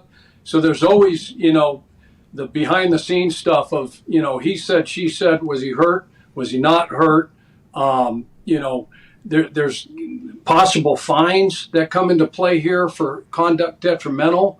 They're big. Him, walking out on his teammates and on the coaching staff. And if he was asked to go back in the game by the head football coach, and then he refused, to go back in the football game, regardless of the circumstances, that's not the time and the place for it, for that, those things to be happening like that. So, and part of me, is like, he's still on the roster. They haven't officially, cut him, just because of all the things that you guys have talked about. And we've heard, all the pundits on TV talking about, the contract situation, the injury situation. You got to make sure that you get all your ducks in a row. So those conversations are being had with Jason Light and BA and ownership down there, and trying to figure it, and all their legal counselors. They're getting all their ducks in a row as far as that contract goes and the language that's in that contract. And, you hear about incentives and this, that, and the other. And, I don't believe that. BA to me has always been a player's coach and always wanted, those guys to make as much money or more money than possible, so I don't buy any of that. But, But then I also look at it like as a coach, like if I cut this dude, there's a chance that, just maybe, it's the National Football League, right? And everybody's desperate to get W's and get wins and maybe get past that wild card and get to a divisional game. And could this guy be the guy? But there's a part of me that says, you know what? We're not good. That's what he wants. That's why he did what he did. Maybe he wore out his whatever, and maybe if I do this, they will cut me. But I think the smart thing is that they don't do that. They don't give anybody else, because they still got his right. Nobody can touch him right now because he's technically not a free agent, right? So, they're saying, hey, we're not going to do him any favors and cut him right off the bat and let somebody else sign him, specifically, somebody else in, the NFC and somebody we might play, in this wild card route. Yeah, and who knows if anybody will sign him at this point, but you're right with the desperation to win a Super Bowl. There's only 4 games you got to win. Do you want to be a part of that? You don't just kind of reset your entire self. But I think they're delaying because they're trying to figure out the legalities of it all so they don't end up having to pay on the back end. But also maybe they don't want to play anywhere else. Do you think the narrative that coaches want players to play through injuries is blown out of proportion? Do you think it's a pretty accurate assessment of football coaches, mostly football guys? Like, hey, if you can play, you can play. We've seen the video of Braum in the XFL when they asked if he wanted to continue to play or why he continued to play through the injury. And he said, is there blood pumping through my body? Does my heart have a heartbeat? I am playing football. That is the mentality of a lot of coaches, right? Because football is coaches' entire lives. A lot of that is getting thrown out, right? A lot of that's getting thrown out. That coaches were forcing him to play through injury. It's happening in other places. Do you think that's blown out of proportion, or do you think that is just going to come with the nature of the beast with dealing with injuries, a lot of money in the NFL? Way out of proportion. There's no way that in 2021 and beyond, and even long before that anybody, we always said there's a difference between pain and injury. That's how I grew up. We always heard that cliche, and coaches to players and whatnot. But there's no way, that if he's hurt or the trainer says he comes up and says, hey, he's got an ankle, he's questionable. There's no way, especially on the sideline in a situation like that, anytime, during a game or before the game, that they're going to say, hey, you need to play. You're not hurt. Trainers came up to me and they said X, Y, because the trainers aren't going to tell you that. They ain't going to come up and just say, because if the kid goes in a training room, he talks to a doctor, he's been to an orthopedic, he's talked to whoever, if there's any shadow of a doubt that he's not 100%, they ain't going to force him on the field. There's too many ramifications down the road, because if you do, because somebody's going to have that documented, and there's no way. Yeah, and also I think that maybe happened back in the day, and there's movies that were like, yeah, shoot it up, just get out there, kind of. But I think as the game has evolved, the humans have as well, and as have the documentation for whose ass it is for any future, lawsuits or litigation or anything like that. So I think you combine all those things. I would find it very difficult for them to force him to play, especially with what we saw him do when he didn't want to play. But we could be wrong. It's obviously a scene down there. They're the reigning Super Bowl champs, Chuck. How can you have that much distraction, be the reigning Super Bowl champs going into Week 18? I never could have expected that, I don't think, out of a good football team, Chuck. No, when you go down that road with some of these guys, and BA knew, and he said he has no regrets. He knew what he was getting into, when they brought AB on board. And, when your quarterback is, the best to ever play that position in the history of the game, and it's Tom Brady, and he, signs off on it and says, yeah, we need to do this. You're going to say, okay, and BA is one of those guys, he pulls his players and he listens to his players and he asks for input and this kind of thing. And there's a few guys on each team that are like that and have that, that cachet, if you will. But so what you bring into the building and you think, hey, I got a locker room that can handle this. I got enough, veteran leadership. I got enough OGs, myself. I'll build a relationship, but you just never know. And nobody would have ever expected, because they start rolling again, and then you lose Godwin, and you lose Evans, and then you lose Fournette, and now AB's gone. But then there's young guys. You look at Cyril Grayson, who comes out of nowhere, and what a throw and what a catch. What a great story that is. And there's a bunch of young guys that got to eat, right? They're sitting there like, feed me. I'm going to make a play, and I'm going to make a name for myself, and I'm going to show up for my teammates. And what a great opportunity for him, and he took full advantage of it. Well, how's the gabagool, you think, down in Tampa? We'll find out. This could be something that brings them together, by the way. Young, big distraction. A lot of people do it. You have Tom Brady, chip on the shoulder guy. There's now sources, anonymous sources, telling people that AB wasn't happy that Gronk was getting a lot of the targets and there was some sort of situation that was going on in building. Who knows? He might have been looking for a reason to get upset after what happened during a 3-week suspension. It's crazy. I'm excited to see what Tom Brady does, though. After watching Man the Arena, this is something that Tom could use to galvanize the entire squad. We'll see how it all plays out. Go ahead, Ty. Coach, there's a lot of discussion right now with Rodgers about, people who have MVP votes, and I don't think coaches give a shit about winning Coach of the Year. You just want to win games, and I don't think you really had this perception, but was there ever a time where you felt like someone in the media was always going to be unfair to you no matter what, and that, because these guys do, whether you were short with someone in a press conference, or were there any people where you're like, it doesn't matter what I do, this guy's kind of out to get me regardless? I think for the most part, the guys in Indy, treated me very well and were very fair. There was a couple hired guns I think they brought in there to stir it up a little bit, and guys that are in these major markets that love to get after guys, but they were always really, really good to me, and and before I'd be remiss if I didn't mention congratulations to you, Coach Sirianni, on Coach of the Year. I know that matters to you, and what a great job you've done turning that thing around, because when you start talking about water and flowers and plants and things are growing underneath the earth, we just can't see it. The opening press conference, and you look at that record, how they started and where they're at now, and they clinched a playoff berth. Congratulations. Hey, is that your Coach of the Year? Is it strictly because of? No, lots of gabagool, but I was lucky. Indy was a good market. There was like I said, a couple dudes there that go back and forth with from time to time, but. No, they were pretty good to me, pretty fair, it was when they get after you and you screw it up, and deservedly so. That's their job, so I gave them a few opportunities to get after me pretty good. Yeah. There's a couple opportunities for all of us, obviously, and that's in every single organization. That's going to happen, especially when you're in the NFL, because you're in a fishbowl. Hey, Chuck, you're in a fishbowl. All eyes on you. You're the only one swimming around. You're at the top of the game. You got to do what you got to do. The media is very important for the NFL's success. I think we all recognize that. We all understand that. Some of these dudes think they're bigger than the fucking game, though, Chuck. I don't know how. I never did any press at Indy. Legit, never was asked to do any, never really got asked any questions, but I heard some people that were asked some questions. I don't know how people don't tell them to scram more often. I honestly, just some of the questions with some of the, not in Indy, you're right, Indy is very good, but there's a lot of videos we see of interviews and some national people that come in that don't necessarily know our team or our locker room. They're doing their thing and they're bigger than the game all of a sudden. Somehow these people think they're bigger than all of it. It's an interesting game because you need them. You hope they're on your side, but also sometimes you just want to smack them right in the fucking mouth, I assume.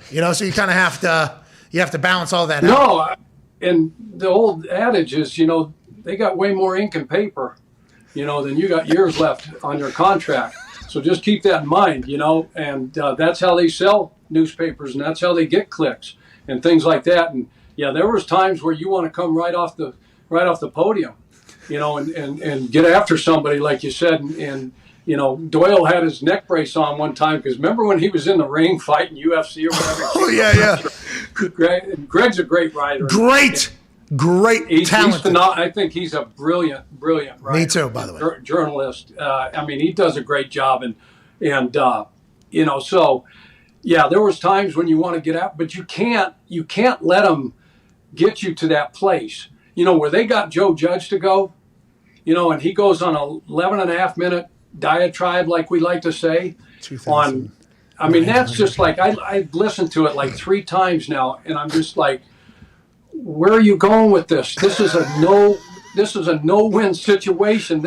You can't, because they're thinking about keeping you. You've heard in the media where I've been I pretty much knew back in 2017 that writing was on the wall and my days were numbered, and I was pretty much done. But if you hear somebody put out there, like, was it Schefter put it out? Hey, Giants are thinking about bringing back, the quarterback and the head coach.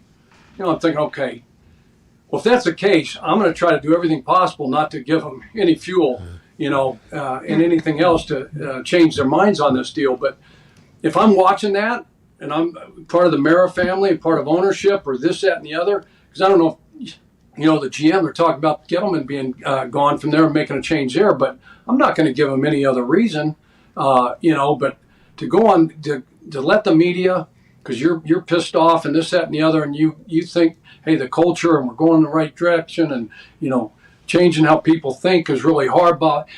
And because at the end of the day, it's like wins and losses. Yeah. Yeah, you're giving them a lot. You're giving them a lot. You're giving them a lot. Simple as that. And nobody gives a shit. We've talked about on here about people giving you time, and to build your program.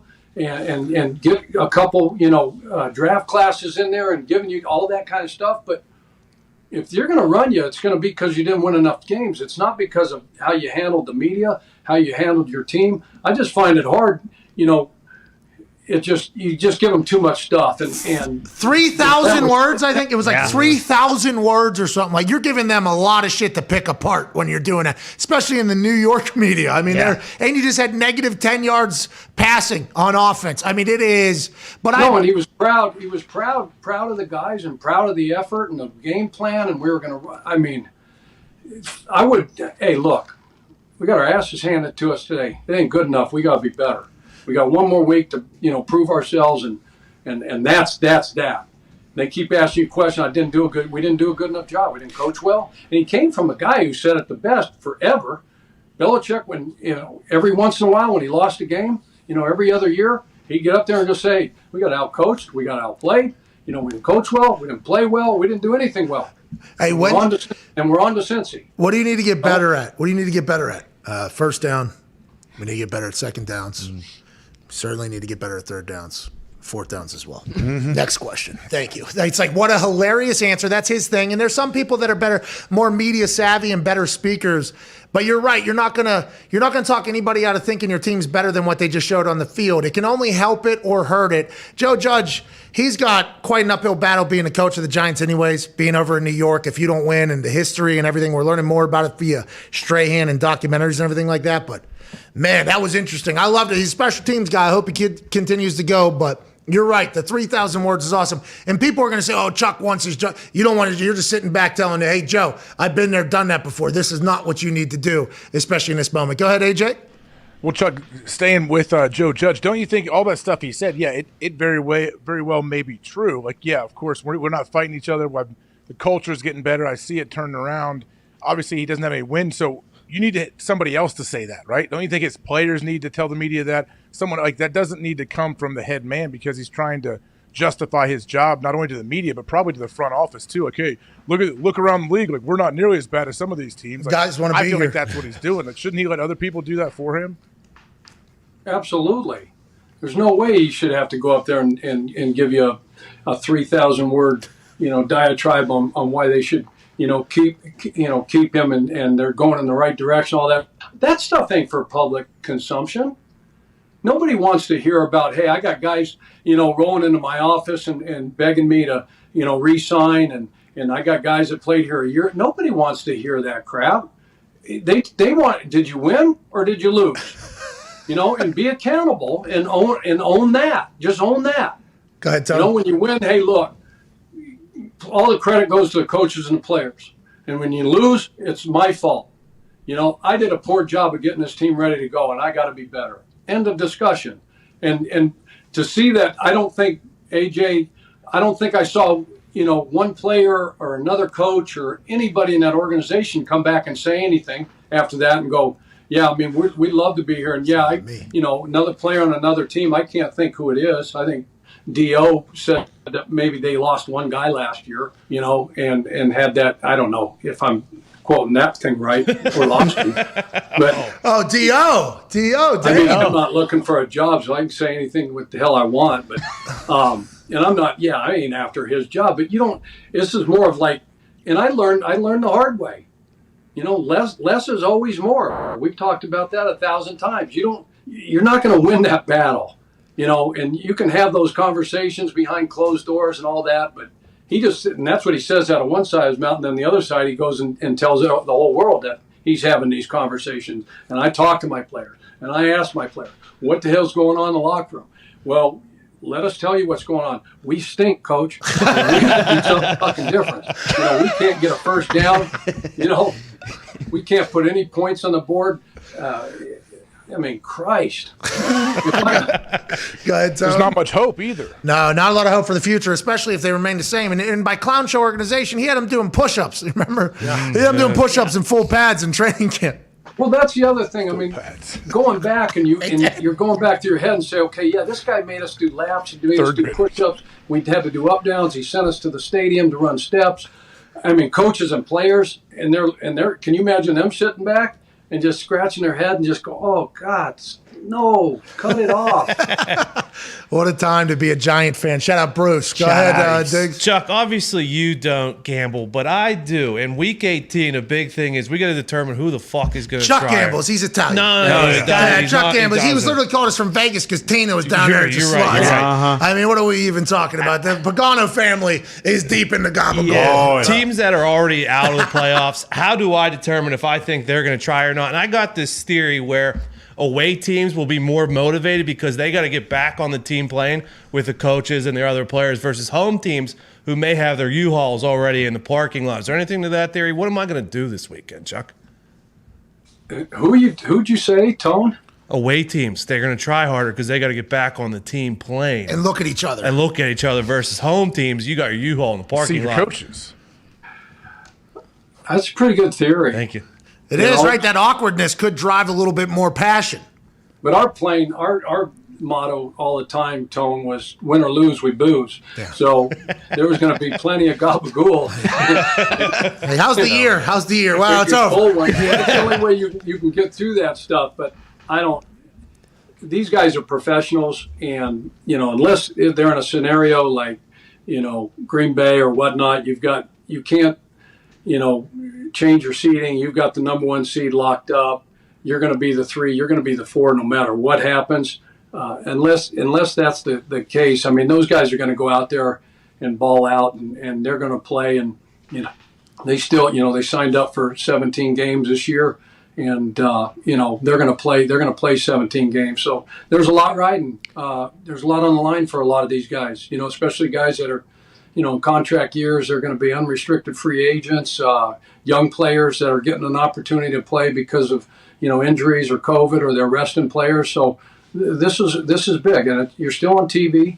You're still in it's bright lights. It's still the National Football League. So, you're going to go. This is one more opportunity to go let it eat and have some fun. And also, with that being said, after this game, we got nothing for 4 months. Yeah. So it's one of those things where I think this last week of practice a little bit more energized for team. I only had it 1 year where we had 0 playoff implications or whatever. That was the year that we ended up with you the next year. But that last week, it was almost for everybody like, hey, we don't have to do this much longer. All right, so let's go ahead and invest here. Let's dial it in. Let's put out a good performance going into the offseason. Who knows who's going to be here next year? Who knows who isn't going to be here next year? I feel like I just heard Chuck's pump-up speech if he was on a team that was out of the playoffs this weekend. I've heard the hey for the name on the back too. It's for the. I've heard you give that one before, where your family's watching, your friends are watching. So even though there might be the biggest, like, hey, let's go ahead and lock this in, and that's why Chuck dives right into that coach speak, right?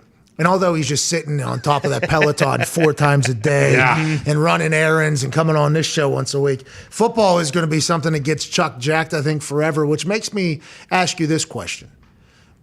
Do you think Stefanski was purposely putting Baker Mayfield out there on a display to suck so that they can move on and not give the ball to Chubb? That was the internet was saying that. And in the NFL, you would never think something like that would happen. But then you start watching the game even longer and you're like, why is Chubb not getting this ball? And everybody's like, well, I think Stefanski even said Baker's handcuffed by the harness he has. So then in the same thought, Stefanski said, I'm going to have him throw 100 fucking times. That's right. And he's going to have 10 straight incompletions, be the first quarterback in the NFL of the 2021 season 2021-2022 season to have 10 straight completions. They got Chubb, who's averaging 8.8 in the backfield. So whenever you start reading the internet going, oh, this had to be Stefanski just setting up for the future, playing chess. Let's get Baker out here, make him look terrible on primetime so when we release him, everybody understand that going into the next year. We owe him $18.8 million. Salary cap's 200 and some. Who gives a fuck about that? There's no way that happened in the NFL, right? There's no way. And why do you think something like that could potentially take place other than that reasoning, if that is the case? Yeah, I would say no way. You're not going to do that. Stefanski looks like a stand-up guy to me. Looks like a guy that knows what he's doing. Pretty steady, pretty calm. I think we all kind of know. Before that game, Baker's kind of future. I mean, we know he's beat up and.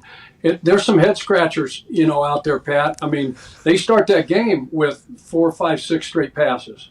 The first series of the game, which they punted. They never handed the ball off once. It wasn't until the second series, and then he ripped off 40, 43 yard, whatever it was.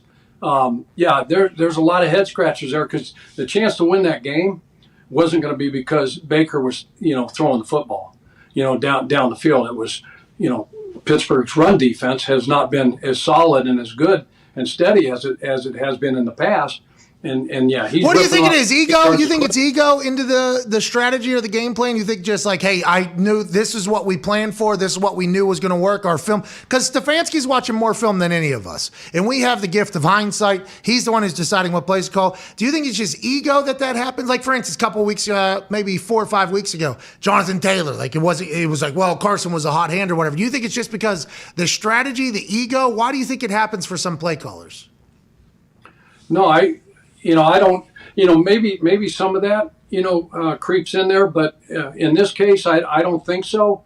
I think they go in and we always went in with a plan on offense, defense, and special teams and decided, okay, this is how we're going to play this game.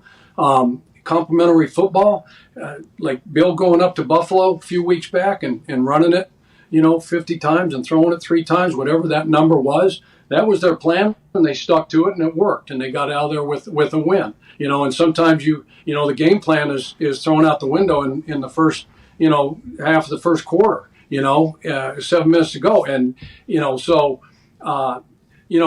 a lot of times they're like, so this guy's got a harness on, and they're booting him out to the left, and he throws this ball, and he tries to whistle it in there, and it's way behind the receiver and falls right in 25's lap, and everybody's like, well, maybe they were, they're on the left hash, the offensive left hash, or the offensive right hash, and they're not going to boot into the boundary. So they want to run a boot here. It's part of the game plan. It's part of the down and distance. The situation called for it. And the kid had, the tight end wide open underneath him, and he tried to force one, the other way. And I threw passes to DBs for 36 years, 37 years of coaching. And to my right, as a right-handed quarterback, to my right, I never missed. Oh, pretty. I was money. Oh, good ball. Come whistling out of there. Okay, but going to my left, I could never get my hips open, my foot to the target, and I would always throw behind the D-back. And there's a lot of quarterbacks that have that problem throwing their left. Andrew had that problem. We always talk about, hey, give him a runner's ball. So he's running, you want a runner's ball, you want that thing out in front of the receiver so he can catch, turn it upfield and run. But when it comes back here, that's a problem. A lot of times, like up in New England, ricochet off T.Y.'s pad, go up in the air, they intercept. Yeah, I remember that. Yeah. Or the DB's he's in phase with the receiver like 25 was for Pitt, and it's behind and he picks it off. Pittsburgh. So everybody says, hey, why are we doing this? Why are we doing that? Ego, I don't think ego ever gets in there. Maybe you want to shove it up somebody's rear. Maybe like Bruce was always, hey, Chicago. This is going to be, he wear the black socks, whether it was practice or a game, and he wants to throw bombs on you, and it's going to be bombs on. He's going deep. And he don't care how many of them you knock down. He's going to get 2 or 3 of them, and try to embarrass you that way. And not because he don't like, that's just a competitive nature in that dude. Norv Turner, was like that. I mean, every time you played Norv in that offense, I mean, it was like bombs over back. I mean, boom, boom, boom, boom, and you could just count on it happening. How many shots you going to throw today, coach? Take it easy on us, and we quarterbacks beat up, shoulders hurt, we can't get it down the field, and bam! Next thing you know, that's like the classic BA, right? Chicago, they hired the Canadian whiz, and then he gets the Arizona job, and then it's fourth quarter, they're up 21 or something, and he's throwing bombs to Larry Fitzgerald, and then they score, and then he gets the ball back. You can run out the clock probably. Bomb coming back. They actually incomplete, so they had to punt the ball back. But it was like one of those things where obviously BA would do that to anybody, but also if there's a little bit of a reason. We went out to Arizona. Remember, we went out there, and we thought, oh, no, it's going, hey, BA is going to try to, everybody in the locker room was like, hey, BA is going to try to get us here. Now we got to kind of tighten up. That's interesting whenever you think about some play callers having that. Is that just that dog mentality, Coach? You think it's just that dog mentality? Well, I for sure have that dog mentality. I mean, you're not going to be seeing me doing that kind of stuff. Dude, like Coach said, you leave the ego at the door. You let the guys who you scout and who you bring into your program, you let them go out and make the plays for you. What about what Washington tried to kill your quarterback? Whoa. What are you going to do the next time? Well, I mean, I said earlier this week, scumbag organization. Dan Snyder's a piece of shit, so it doesn't surprise me. We're just lucky that Jalen didn't get sawn in half by that cattle rail. Connor, you have a question for Coach? Yeah, Chuck, there's a chance that the Bills play the Patriots. Yeah, Sirianni? That the Bills play the Patriots for the third time in like 7 weeks. Is it harder to game plan for a team that you're that familiar with? And would it probably benefit the Patriots strictly because they kind of know how the Bills are going to attack them, or does that go both ways? I think it goes both ways. I think to go in there and overthink that thing and try to reinvent yourself week 18, regardless if you've played these guys 2 times already and 3 times in 7 weeks, you got to go. The team that goes out and executes the best, that takes care of the football, runs the ball, stops the run, doesn't beat themselves with foolish penalties. That's the team that's going to win. And you can overcook that, and you can overthink that, and you can go in and say, hey, look, because those teams know each other. They knew each other, very well before they ever played, this season, being in the same division. So they're going to go out and do the same things that they've done and decide, okay, hey, we got to stop Diggs. We got to do this. We got to do that. We got to try to make them beat us left-handed. And they may have a special play here or a special play there. They'll go back in the archives and say, okay, situational football, maybe a first and goal or a fourth and goal, a third and 1, a fourth and 1, those type of scenarios. Hey, we haven't done this in a long, long time. They might have saw somebody run something, from last week, week 16. They've been saving it. They've got a library of plays, gadget stuff, specialty plays, situational plays that they may integrate, into the game plan and have it practice and have it, ready to go in case that situation arises. But no, I mean, these two teams know each other very, very well, and they're going to go out and do what they do. And they got to, whoever executes best, takes care of the ball, is probably going to win. Who wins the Super Bowl, Coach? Green Bay Packers. Hey, it feels different this year for them, doesn't it? It does. It just feels different this year. You were with, obviously, the Bears. You had to face against Aaron Rodgers the last couple of years. But this year it feels different than the last 2 in which it ended at the NFC Championship, in my personal opinion, looking outside in. Yeah, I just think, getting home field advantage, and they've been in that game the last 2 years. And the young players that were on that team, obviously, they've got Aaron and the rest of those guys. I just think they got too much talent. There's a couple, the run defense has been a little bit spotty, here and there, but they're an opportunistic, defense. Razul's come in there and played. I just think it's going to be too hard for, Tampa went up there, last year and beat them at Lambeau to gain their spot, in the Super Bowl. But I just don't think, Matt Stafford, even Tom, with that crew, the situation that they're in, I just think they got too much going on right now, and Tennessee, like you talked about Braves. I mean, Braves should get Coach of the Year. Yes, it's insane, isn't it? You tell me, I mean, can you name how many guys other than, we all know Tannehill's the quarterback and, A.J. Brown and Julio's been there, but for them to lose their best player on offense and Derrick Henry, week 8 or whatever it was, Halloween, and to play the schedule that they play. You remember that run of teams they went through the middle of the year? Buffalo. I mean, it was like Kansas Buffalo, City, New England. New England. They were like Indy. legit. Twice. They weren't beating, the doormats of the National Football League. And there's a bunch of, selfless guys in that team, and you got to love Braves, and you got to love his mindset and how he teaches and how he coaches, and he's a smart guy. And they've got, talk about dog mentality. They got that dog mentality too. But, if they get the home field, and they should, those two scary games, with the Colts going down to Jacksonville and those guys going to Houston, because when you're playing with house money, you've been in Vegas with all your chips and you're rolling and you got a nice buzz on and you got all their money in front of you. You can't lose, So those teams are playing with house money. Jacksonville, Joe Judge said there's no golf clubs, in the locker room right now and planning vacations. I think Jacksonville's probably got a simulator in their locker room.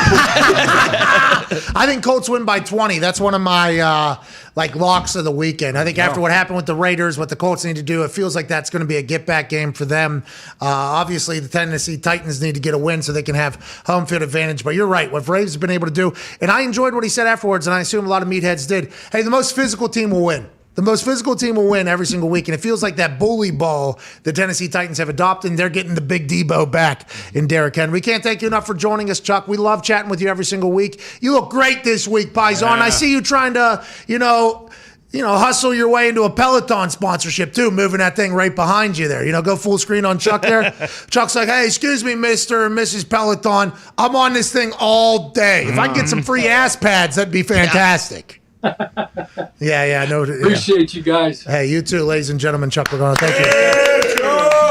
All right, let's get to a break. We'll be back on the other side to wrap up this week or this.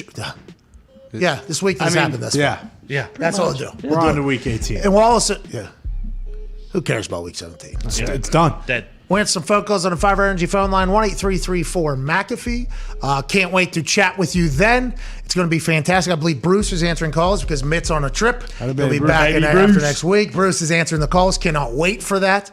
We'll chat with you in 4. Cheers.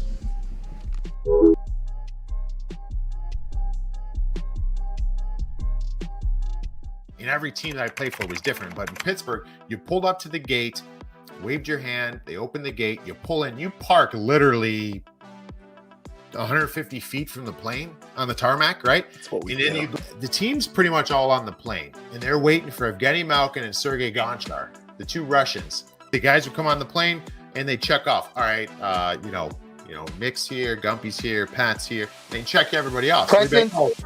What's that? Present. Yeah, present. Thank you. Murray, present. Next thing you know, the guy that's working for the team, his phone rings, and he picks up the phone, and he's like, "Hello," and it's the fucking, what's it called, the control tower. They're calling. They say, do you guys have somebody that they're driving a Porsche on the runway and they're going like 120 miles an hour down the runway? And he's like, yeah, and that's Gino's car. So apparently Malkin drove out and he just thought, there's a lot of road right there. Let's open this bitch up. And he went out on the runway and he was going like 120 plus.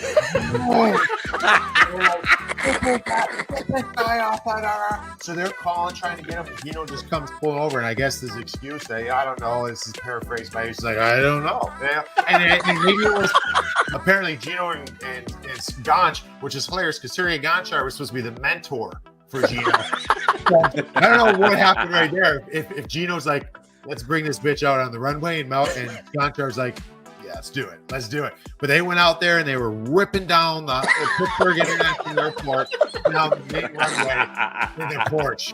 He's a beauty, Gino. The thought of everybody sitting on that plane. We're waiting on that. Hey, he just did whatever he wanted at all times.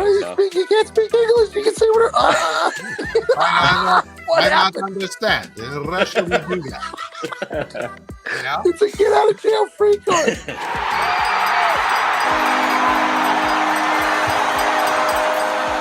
Do you ever think about dabbling more on the internet? I know you don't really do it much, but Never. you are beloved on there, Chuck. Hey, Pat, never going on the internet. Chuck! Never go.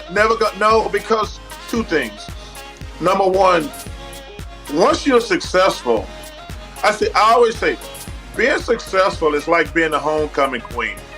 All the ugly bitches hate you. I mean, that's the truth of the matter. When you're successful, you're gonna have built-in enemies, and then the more successful you become, the more enemies come at you.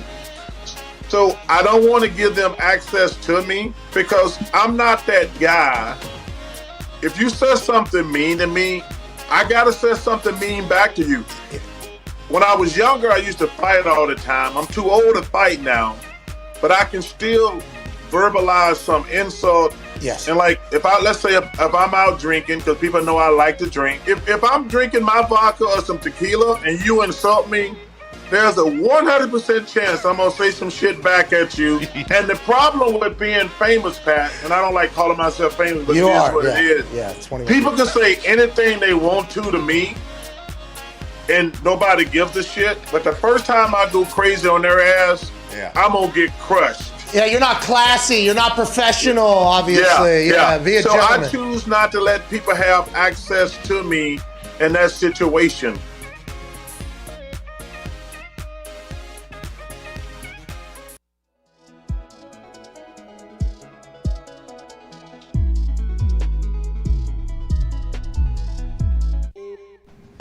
Welcome back to the Pat McAfee Show here on Coaches Up Chuck Wednesday, January 5th, 2022 years into counting years. Yep. Yeah. By some people. Mm-hmm. Today's show is brought to you by FanDuel Sportsbook, the greatest sportsbook on planet Earth, the moon, and whatever intergalactic species is out there gambling on sports in their own place. If you go to Mars, go inside of Mars, which is probably where people are. You go to the moon, you go inside the moon, which is probably where these aliens that we all know of now. And they've released a bunch of theologians to do what they think humans will react to alien existence. It's like, what are they going to tell us? What are these theologies? Well, there's a likely chance of rain. There's a likely chance of a little bit of tears, panic. But mostly, everybody just kind of wants to smoke dope with them, if that's possible. Is that what the answer's going to be? I'm not sure. But if they were to gamble, they would want to gamble with FanDuel, the greatest sports book. Most bets available. Okay, they have more bets in their boost that they shove in front of your face immediately upon getting on the sports. Those hit. Unbelievable. They are counteracting all the great work they do on the business side by literally giving away boosts without us even pushing them or asking for them. Did you see that aliens were weapons testing over top of Pittsburgh on New Year's Day? I did hear that there was something that involved 30 tons of TNT. 36, And whenever you think about who was it? TNT. Hoy! Oi! Oi! TNT. Hoy! It was dynamite. It caused an earthquake like ripple through Pittsburgh. What happened was the aliens that were throwing their meteors that were supposed to blow up over some city saw that Ben Roethlisberger was having his last Monday Night Football game. They threw that thing down over Pittsburgh. It was a firework for Ben. They didn't have as many fingers as us, but in their sign language, they sent it down there for Ben Roethlisberger. But on a real thing, that thing exploded, shook the earth.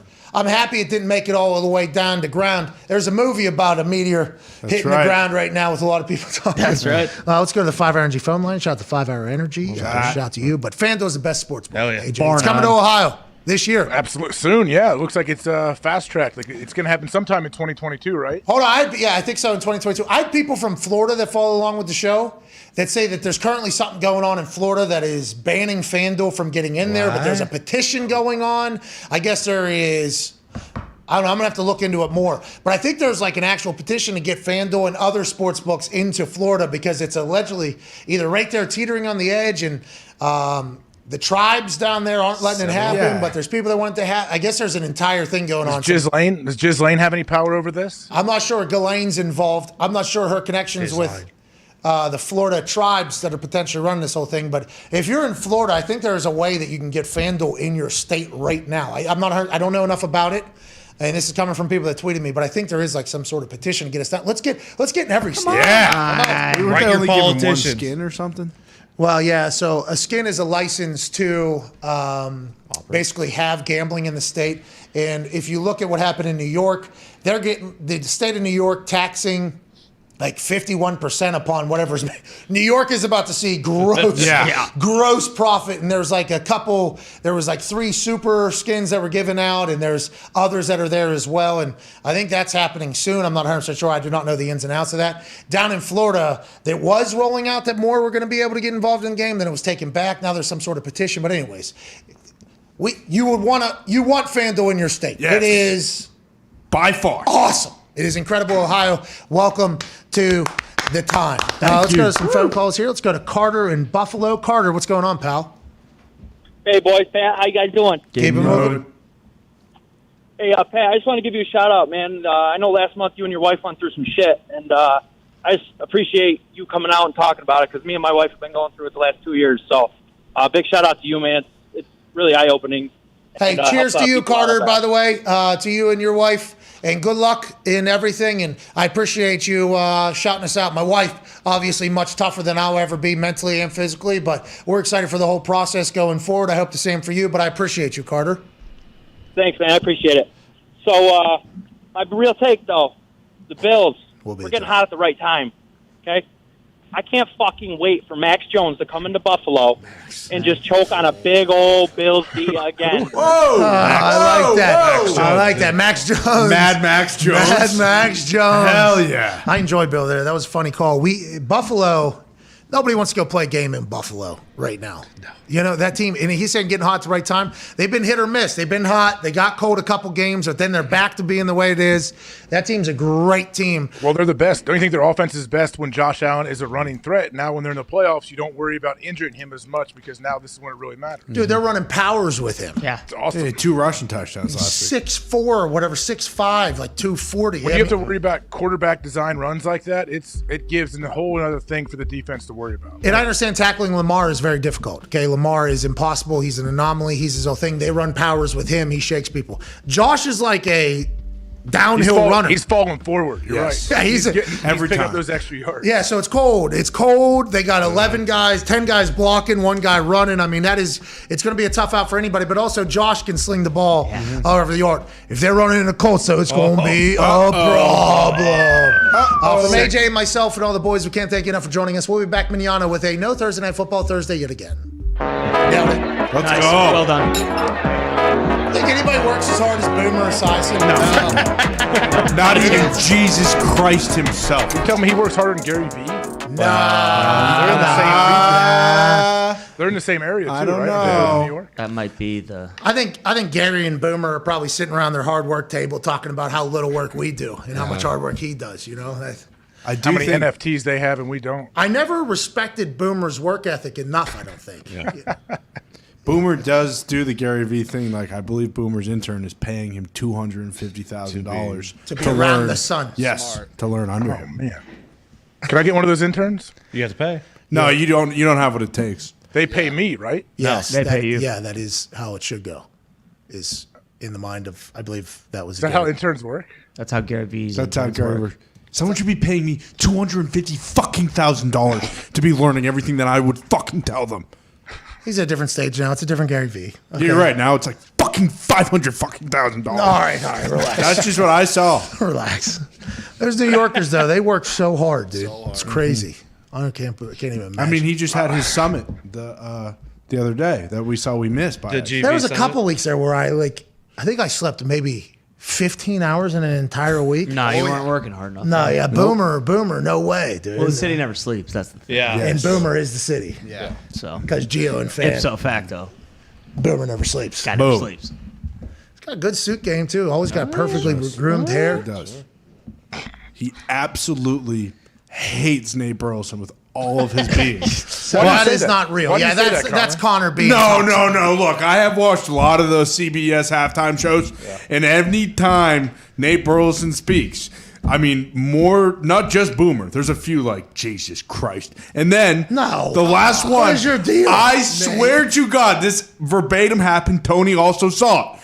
On their last CBS halftime show, Nate Burleson said, "Hey guys, if this is it, I just want to let you all know I love you." Going into break. And the only response was someone going, "Oh man, all right." And then it just went to break and you never heard from them again. That was it. That's because Nate, Nate's new. He's the newest. He brought, some energy to that thing. That's why. Now he's covering world events as well. They probably haven't seen the music video either. Well, hey, that 100 years in the NFL thing. Is he leaving or something? I don't know how he would maintain football. I don't think I've seen the show. Strand does it. Listen, Nate Burleson might work harder.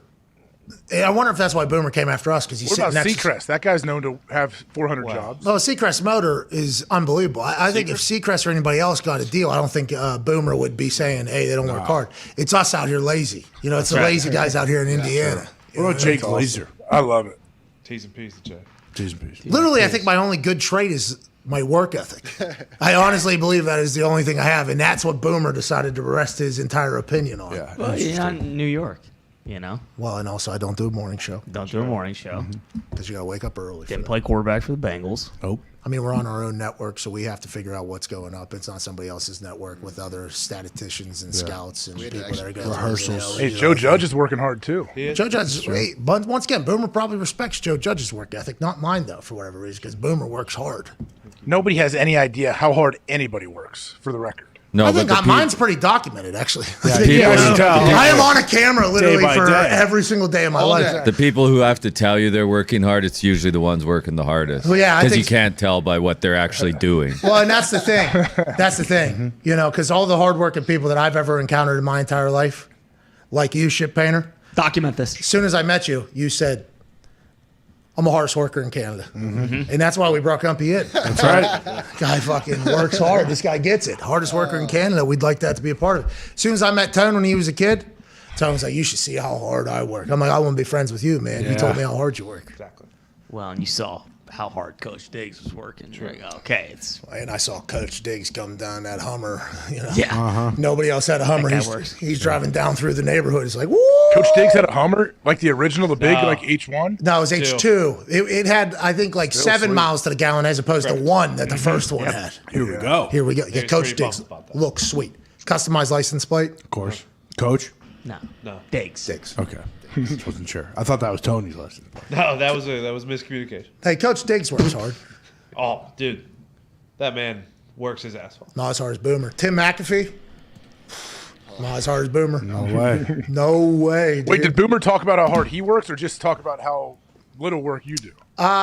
He was saying if this is what I got paid, we got paid. It has nothing to do with how the amount of work anybody puts in, how much they get paid. No! Shut up, AJ. You don't know. A lot of people working really hard. Shut up, making dude. You don't know. $25,000 a year. AJ, yeah, my dad woke up like 4 The majority a.m. of people, yeah, like to drive a truck and move, and then would come back and drive me to practice. Exactly. And then he'd cash a check And then after coach- taxes for $150. It's like, And then coach those teams too. yeah.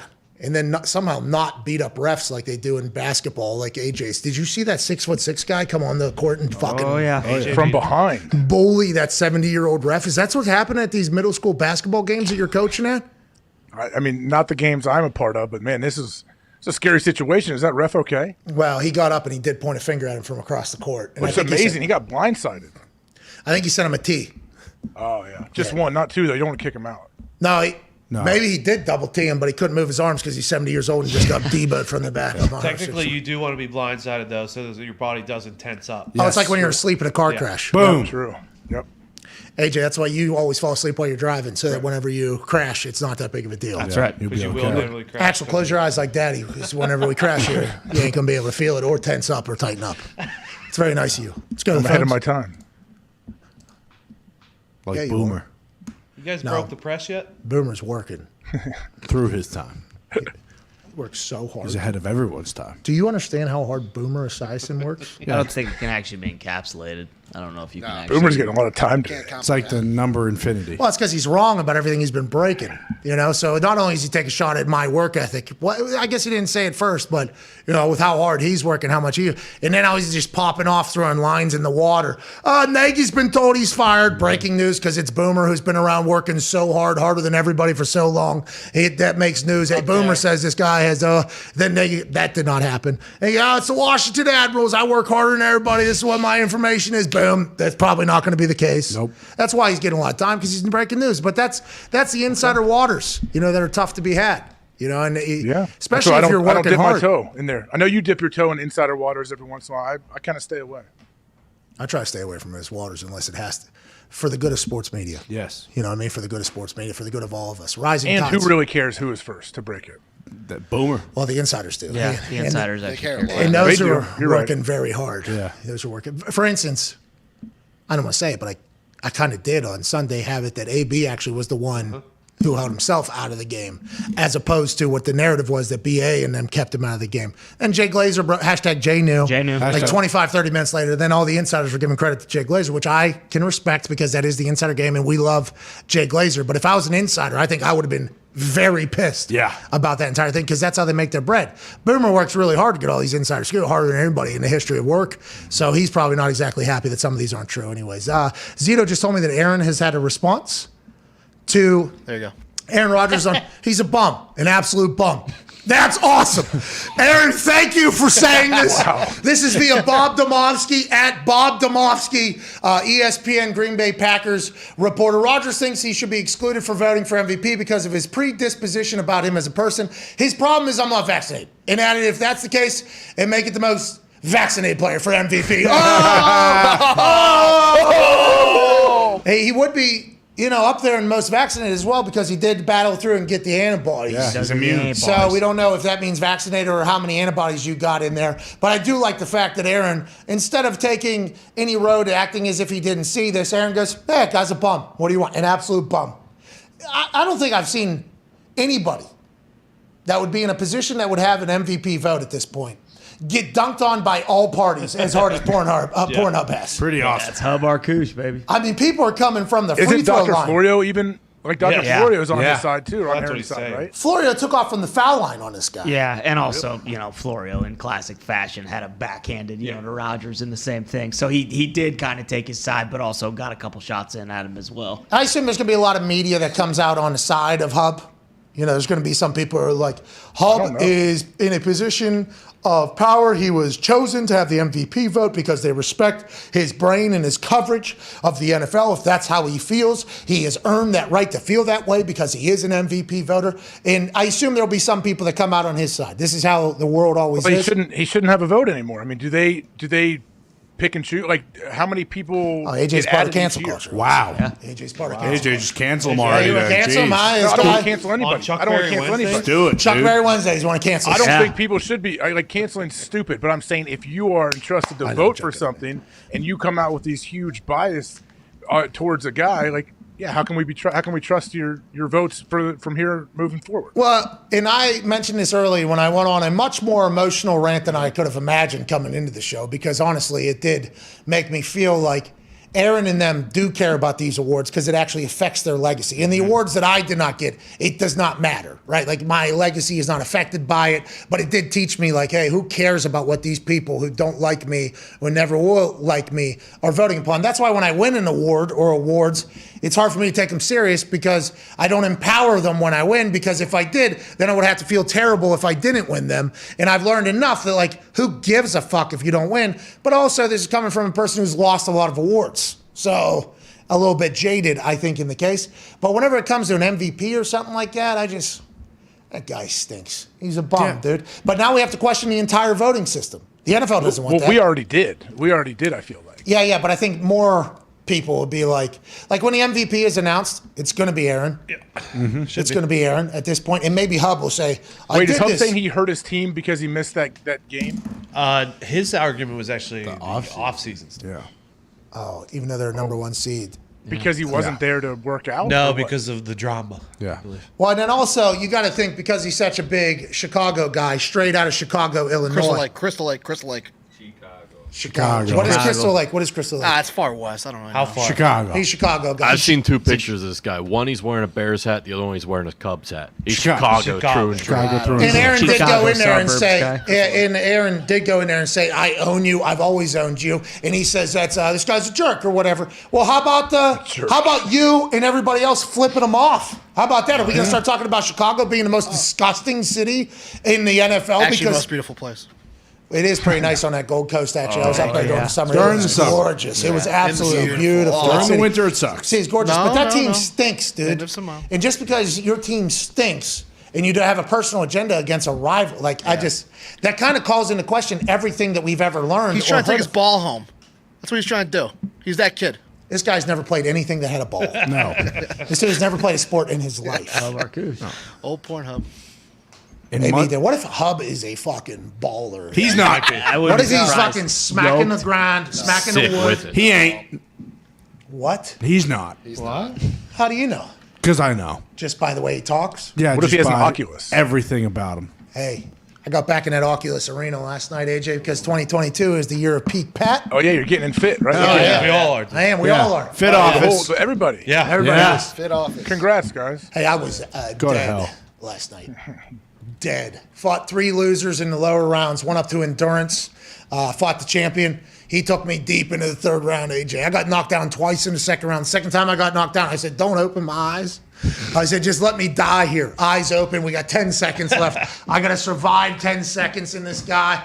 And then I go into the corner, and I said, all right, 3rd round, I'm going to do good fundamentals. I'm going to play defense. I'm going to save my energy because I am recognizing that I'm dying. As soon as that bell rings, I come walking. I'm going haymaker. He catches me. Boom, left. I'm down.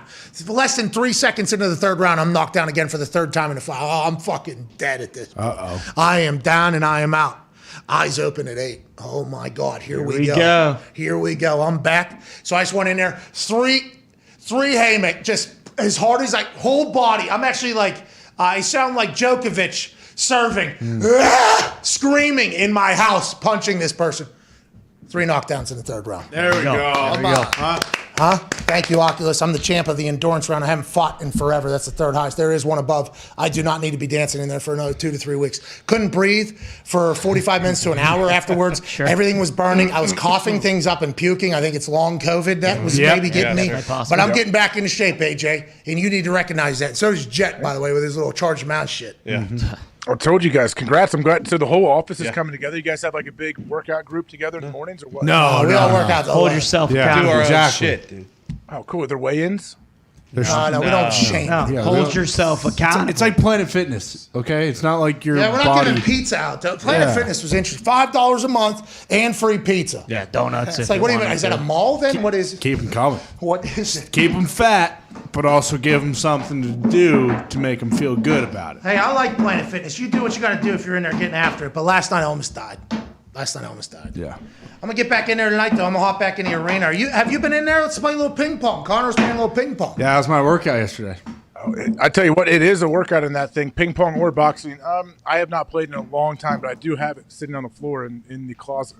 So maybe. Just like Leinart has his eyes. Yeah. Did he fix that drywall he broke last time? Yeah, the last time you were playing ping pong, remember you Put went his head through it, yeah. right through a wall? That was actually a concrete wall. That was an unfinished room in the basement. So. Put your head That's through what a AJ concrete does. wall. Holy That's what Still Aaron got it. James Hawk does, by the way. damn. How do you sharpen your ping pong paddle in a virtual reality world? You punch cement walls. Boom. Boom.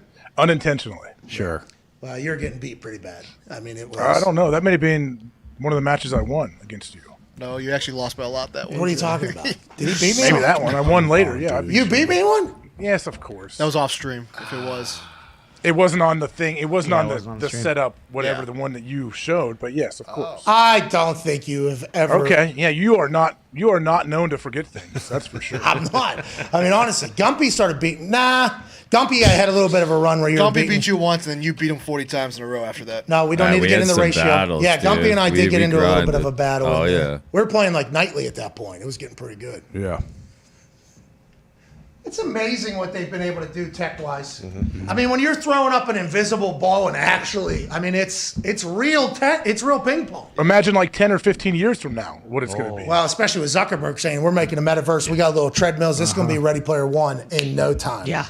Zuckerberg's like, remember back when I was a nerd, nobody liked me, and I had those sandals on, everybody thought I was a dick? We're going to change that for kids in the future like me. Yeah. We're going to create a fake world where you can make a profile and kind of be whoever you want, however you want, then you go to sleep and come right back in. Yeah, they got some issues that they need to sort through, though, because people are getting their boobs and butts grabbed on there. There's a lot of that going on. Oh, yeah. Where? Oh, yeah. In the metaverse.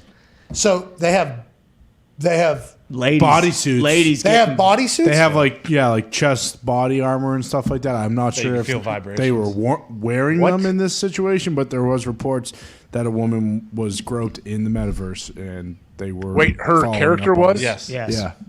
So not her. This is real.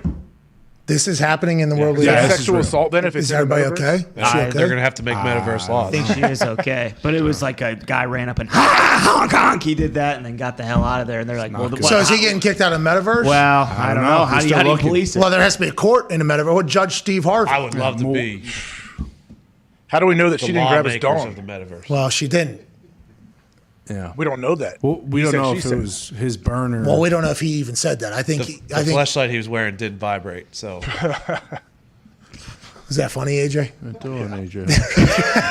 That really got you, huh? Yeah, if a guy's wearing a fleshlight playing a virtual Listen, we don't. Huge chance.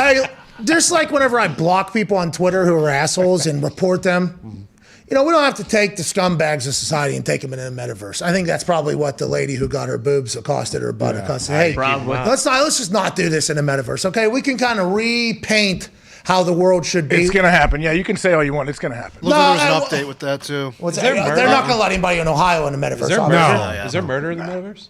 No. How many lives do you get? Can I just drop the gloves too? Walking Is crime around? real in the metaverse? Is it real? Like, can you be charged in your real life? Yeah, I expect Something like that everybody to happens? be very well behaved in this imaginary lawless land. I think we can all expect that of each other. Just quick question. My time in the gym, thrill of the fight, is that carrying over into the real world? Like, am I walking around, my body can take a couple shots, you know, I'm trained, these fists just as good in the thrill of the fight as they are in the metaverse. If anybody comes and grabs my wife's boobs in the metaverse, am I fucking... Immediately. You know what I mean? They're going to come and grab and honk your wiener. Well, listen, they honk my wiener. That's all right. Touch my wife there, you're going to find out why I got one of these in the real life and the metaverse and you don't. You know what I mean? So it looks like they added a safe bubble around every character. It's called the safe zone. So I can't knock anybody out. So it looks like when the safe zone's on, no. But It's Bubble Boy. Just for real quick story, a little trip back. There was a teacher in our high school called Miss Rockette. Oh, love Anne. She the one hooking up with students? No. She was one of the only ones that didn't. But she was 90 years old whenever I Rest in had her. peace, She's dead? I would assume. Miss Rocket. Jesus. We thought she was dead. Tony. I mean, Holy honestly, shit. rest in peace, Miss Rockette. Thank you for your service. Thank you, Rocket. It's been 15 years. And she was 80, 85, I feel like, whenever she was teaching She was us. probably 65 at the time. Nah, I don't think so, man. It was Was she hacking darts? probably plumb. I mean, I assume that she would. Yeah, But, so rest in peace, Rocket. well, Cat, dude. Rockette. Rocket. Anyways, the Rockette was not very nice to a lot of people. Okay, she was known for being a little bit of older, meaner person. Sure. Stern. So stern, very stern, not fair, But not fair. not fair. A lot of people Not would say. fair, okay. Not fair, stern, but not fair. So I have her class first period, I think, or whatever. So I'm starting my day with this lady every single day, and I was like, we'll give her a week, and then it's time for us to win her over. I taped around my desk a circle around my desk with actual tape. Anytime she came in there, I had to give me a fist bump. You know what I mean? So first day, she goes, "What is that?" I go, "Oh, you came in the fist bump zone." I did the whole thing. Did you ever fist bump? By like 3 weeks down the road, guess what was happening? Rockette was stopping, walking around the fist bump zone and kind of missing it, laughing at me. We built up this incredible friendship. So what I'm saying is maybe the metaverse shouldn't build up boundaries. Oh. Maybe you shouldn't just have a bubble there. You should let people in and call it the fist bump zone. Well, it's a lawless land, my friend. People might be coming under the guise of going into the fist bump zone, and guess what? They're in the boob honking zone, and they don't want to hear what you got to say about it. It's a lawless land. I just They're want a gonna fist figure it bump. I out. don't need any assaults. It's like Westworld. What do you think they're going to do in there? Bingo. Yeah, they want assaults. They don't want fist bumps. That's the problem with these people. Well, that's what I heard Miss Rockette wanted for a long time, assaults. She wanted to beat people up. And then all of a sudden we're fist bumping each other in the middle of tape, you know what I mean? I'm starting a blunder. So Metaverse has a chance to rebuild a lot. Metaverse has a chance to rebuild a lot, and I think that's what we're thinking. Hopefully, but it does seem as though it's going towards the Westworld route. I just hope these hands go into the Metaverse that I've been proving in Thrill of the Fight. Because if the hands from Thrill of the Fight don't transfer over to the Metaverse, what the fuck am I even in Thrill of the Fight for? Well, for the multiplayer that is being developed, that will eventually lead to the Oculus Olympics. People are going to get slept by me in there. Maybe it's like the bar game. Remember the bar game where good you game. Fuck you, fuck you. Yeah. Those bodies. That was awesome. That was awesome. That was a good game. It was a great game. There's only like 2 places for you to beat very people up. very limited replay time on it, but you can head to the alley though. I wonder if my meta dude will be able to chug a beer or two. Definitely. I assume so. What? Yeah. Your meta guy will get hammered too. Yeah. Oh, and then you get foggy eyes? Yeah, Well, in the fight last night, I ain't been late in the second round, let alone I haven't fought in a long time, but I haven't made it to the second round any level, any person in a long time. My whole thing was foggy and coming off, and I thought to myself, oh, is this? This is like real life. This is what it would look like. I wouldn't be able to see anything. And then in between rounds, I just straightened it back on. No, it was completely clear. Yeah. Okay. Yeah, it was me just looking, kind of different. But when you get boozed up in that game, the bar fight game, you do get a little. Oh, nice. Yeah, you get a little. a bit Does wobbly. it- Yeah, a little wobbly. If someone comes and honks on your little meta wiener, does it grow? I don't know if there's boners. That's a different game. Yeah, I don't know if there's boners in Metaverse, but we'll figure it out as we go. We'll report. We'll continue to report it. I'll probably be in there playing a little ping pong tonight. Nice. Oh yeah. I don't know So if is this for fitness? Like you getting back in because of the workout and it's fun, or what? You just somehow got back in? I'm just getting back in because it is fun cardio. Is there more games? They got to be adding games all the time. I would. yeah, but you're a cheapskate. Like you got to buy them. All the free ones, those are only fun for so long. Beat Saber is fun. There's this war game that you will throw up if you play, but it is also fun. So I wasn't a gamer. I'm not a gamer. So all these other games that are there, you have to be a good gamer. And there's actually a thumb thing for a lot of them. Yeah. And my thumbs can't. So once that treadmill thing comes for the Metaverse, I think that'll change a lot. But I guess gamers have some really cool war games and shit that I've gotten in there, I puked. Yeah, exactly. I just got sick immediately. And then there's this one where you're floating through space, I think, and I puked. I got sick. I thought gamers would not like the Oculus because they say it's like not the real thing. I think they enjoy it, actually. Yeah, I it's think, the opposite of Yeah, that. I think gamers like my brother was playing Iron Man one where he was flying around and he got sick. Well, you've done the squirrel I suit. got sick in one. I did squirrel suit, but I wasn't controlling it. I was just riding on a guy's back. Remember, I thought we were because we're getting a little close to the cliff. I'm like, and no. Oh, I control nothing here. I'm along for the ride. Okay. They're gonna figure out golf soon too, and that really is gonna change. This might the help too. Oculus. PlayStation's jumping all in VR. Yes. That's what. I'm a PlayStation guy. Yeah. Oculus. Is that No. No, that'll only benefit Better, the yeah. Oculus because competition They'll make better breeds games. better? Yep. Betterness. Betterness. Yes. Yeah. Saw Kevin Owens jump off the top of an arena on Monday. That's right. Kevin Steen, dude. Boom. It's KO season right now. That's Ty's guy, right? Fight, Steen, fight. Goddamn right. Owens, he's re-signed with the Oh, that's right. Hell yeah. Eat Owens, eat in that case. Oh, come on. Wait, what? championships. Yeah. Eat And craft belts. services. Oh, come on. What's your problem? He was standing over top of Brock. I didn't like it. He would beat the hell out of you. Yeah, he would. weighs fucking 8 times as much as I do. I'd Wow. hope he beat the hell out of me. That doesn't have anything to do Sit with on my it. back and Take Ty the next one with you. Yeah, Kevin Owens just smacks him right in the mouth. Right in the mouth. Actually, since KO went to fucking Mondays, Don't really. I have missed him actually because every week down at Thunderdome he was climbing up on something Yeah. Yep. and he was jumping off. I'm like, all right, I don't know what the show's going to be like. They don't tell me, but I know at some point tonight Kevin Owens is going to be trying to kill himself, and I'm very thankful for that. And he did every single week. He's still doing it. He's jumping off of arenas. Yeah. Yeah. just eating, Nigerian nails from Commander Aziz week after week. I remember that. His voice box was all fucked up for a long time. Are they still? He's a legend. Yeah. Is How Commander is Aziz still throwing? I was going to say, you know what? I really haven't seen much or heard much out of Aziz in quite some time now. We miss Commander Aziz. Yeah. Bullshit. AJ talks shit about it. I love Commander Aziz. Miss you, Aziz. Hey, remember Aziz was going to beat the shit out of AJ. Yes. Wish you Oh would. yeah, we got a personalized video about that. Yeah. That was messed up. It's been a hell of a He's run. But I'll run thus far in WWE. That's right. How's the Scottish Warrior doing? So I think he's a nice guy. He's on the shelf. Great guy. I love him. I think he's hurt though. I think That's what I mean. If what the internet is telling me is accurate, I haven't been told. Yeah, his neck. Was he not calculated? No, you should. You saw the Claymore kick that he gave Madcap. He beat Madcap Moss on Saturday, and then the internet was saying, "Hey, he's got a neck thing on Sunday." I'm like, pinched nerve. I didn't see the or something. He did a kip up at 6'6", 400 pounds with a neck. Is Madcap a Browns fan? Eagles. Mm. Hey, Madcap, by the way, one of my favorite people, but those jokes are bad. Yeah, very bad. Yeah. Happy Corbin, one of my favorite people. He's insufferable. He was so much better as a deadbeat bum. Oh, bum ass Baron Corbin. Yeah. That was a fun run. He was actually humble. Yeah. How's LA Knight doing? I think he's still at NXT. Speaking of, Braun Breaker just became champ for the first time. Yeah. Rick Steiner came out. And celebrated Dog face gremlin. What's that? The dog face gremlin, Rick Steiner. Rick Steiner did come out. And they all. Hey, I bet you love the Steiner brothers. Huh? They showed a clip of the Steiner brothers from back in the day. They were literally just chasing somebody in a circle, and we scared them out of the ring. It was awesome. Do you remember the Steiner brothers?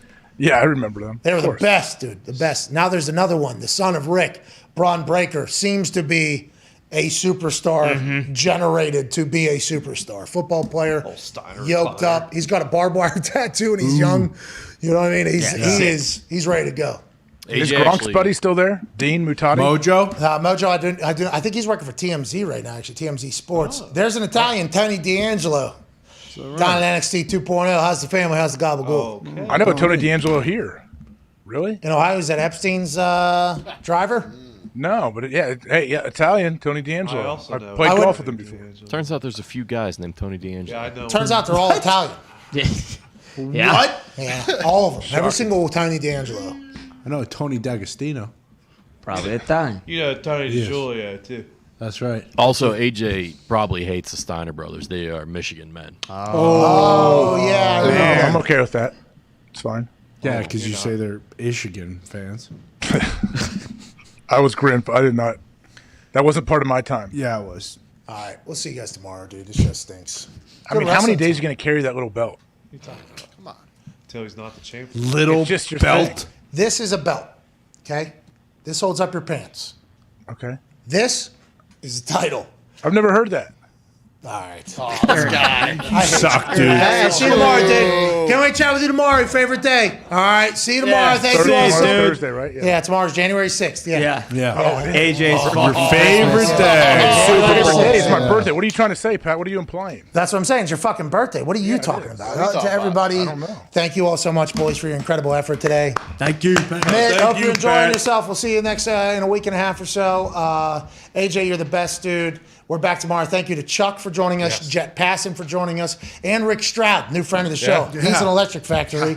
Thank you all so much. Goodbye. See you tomorrow. Bye. Hammer Dahn's in 15 minutes at youtube.com/Hammer Dahn. Tony looks cooler than he's ever looked in his entire life with these cowboy boots. Let's assume Hammer Dahn's going to be good. Yeah. I think I'm cutting cameras too. Here we go. Ooh. I think I'm cutting cameras. We'll see. I mean, probably not. All right. See you guys then. Bye.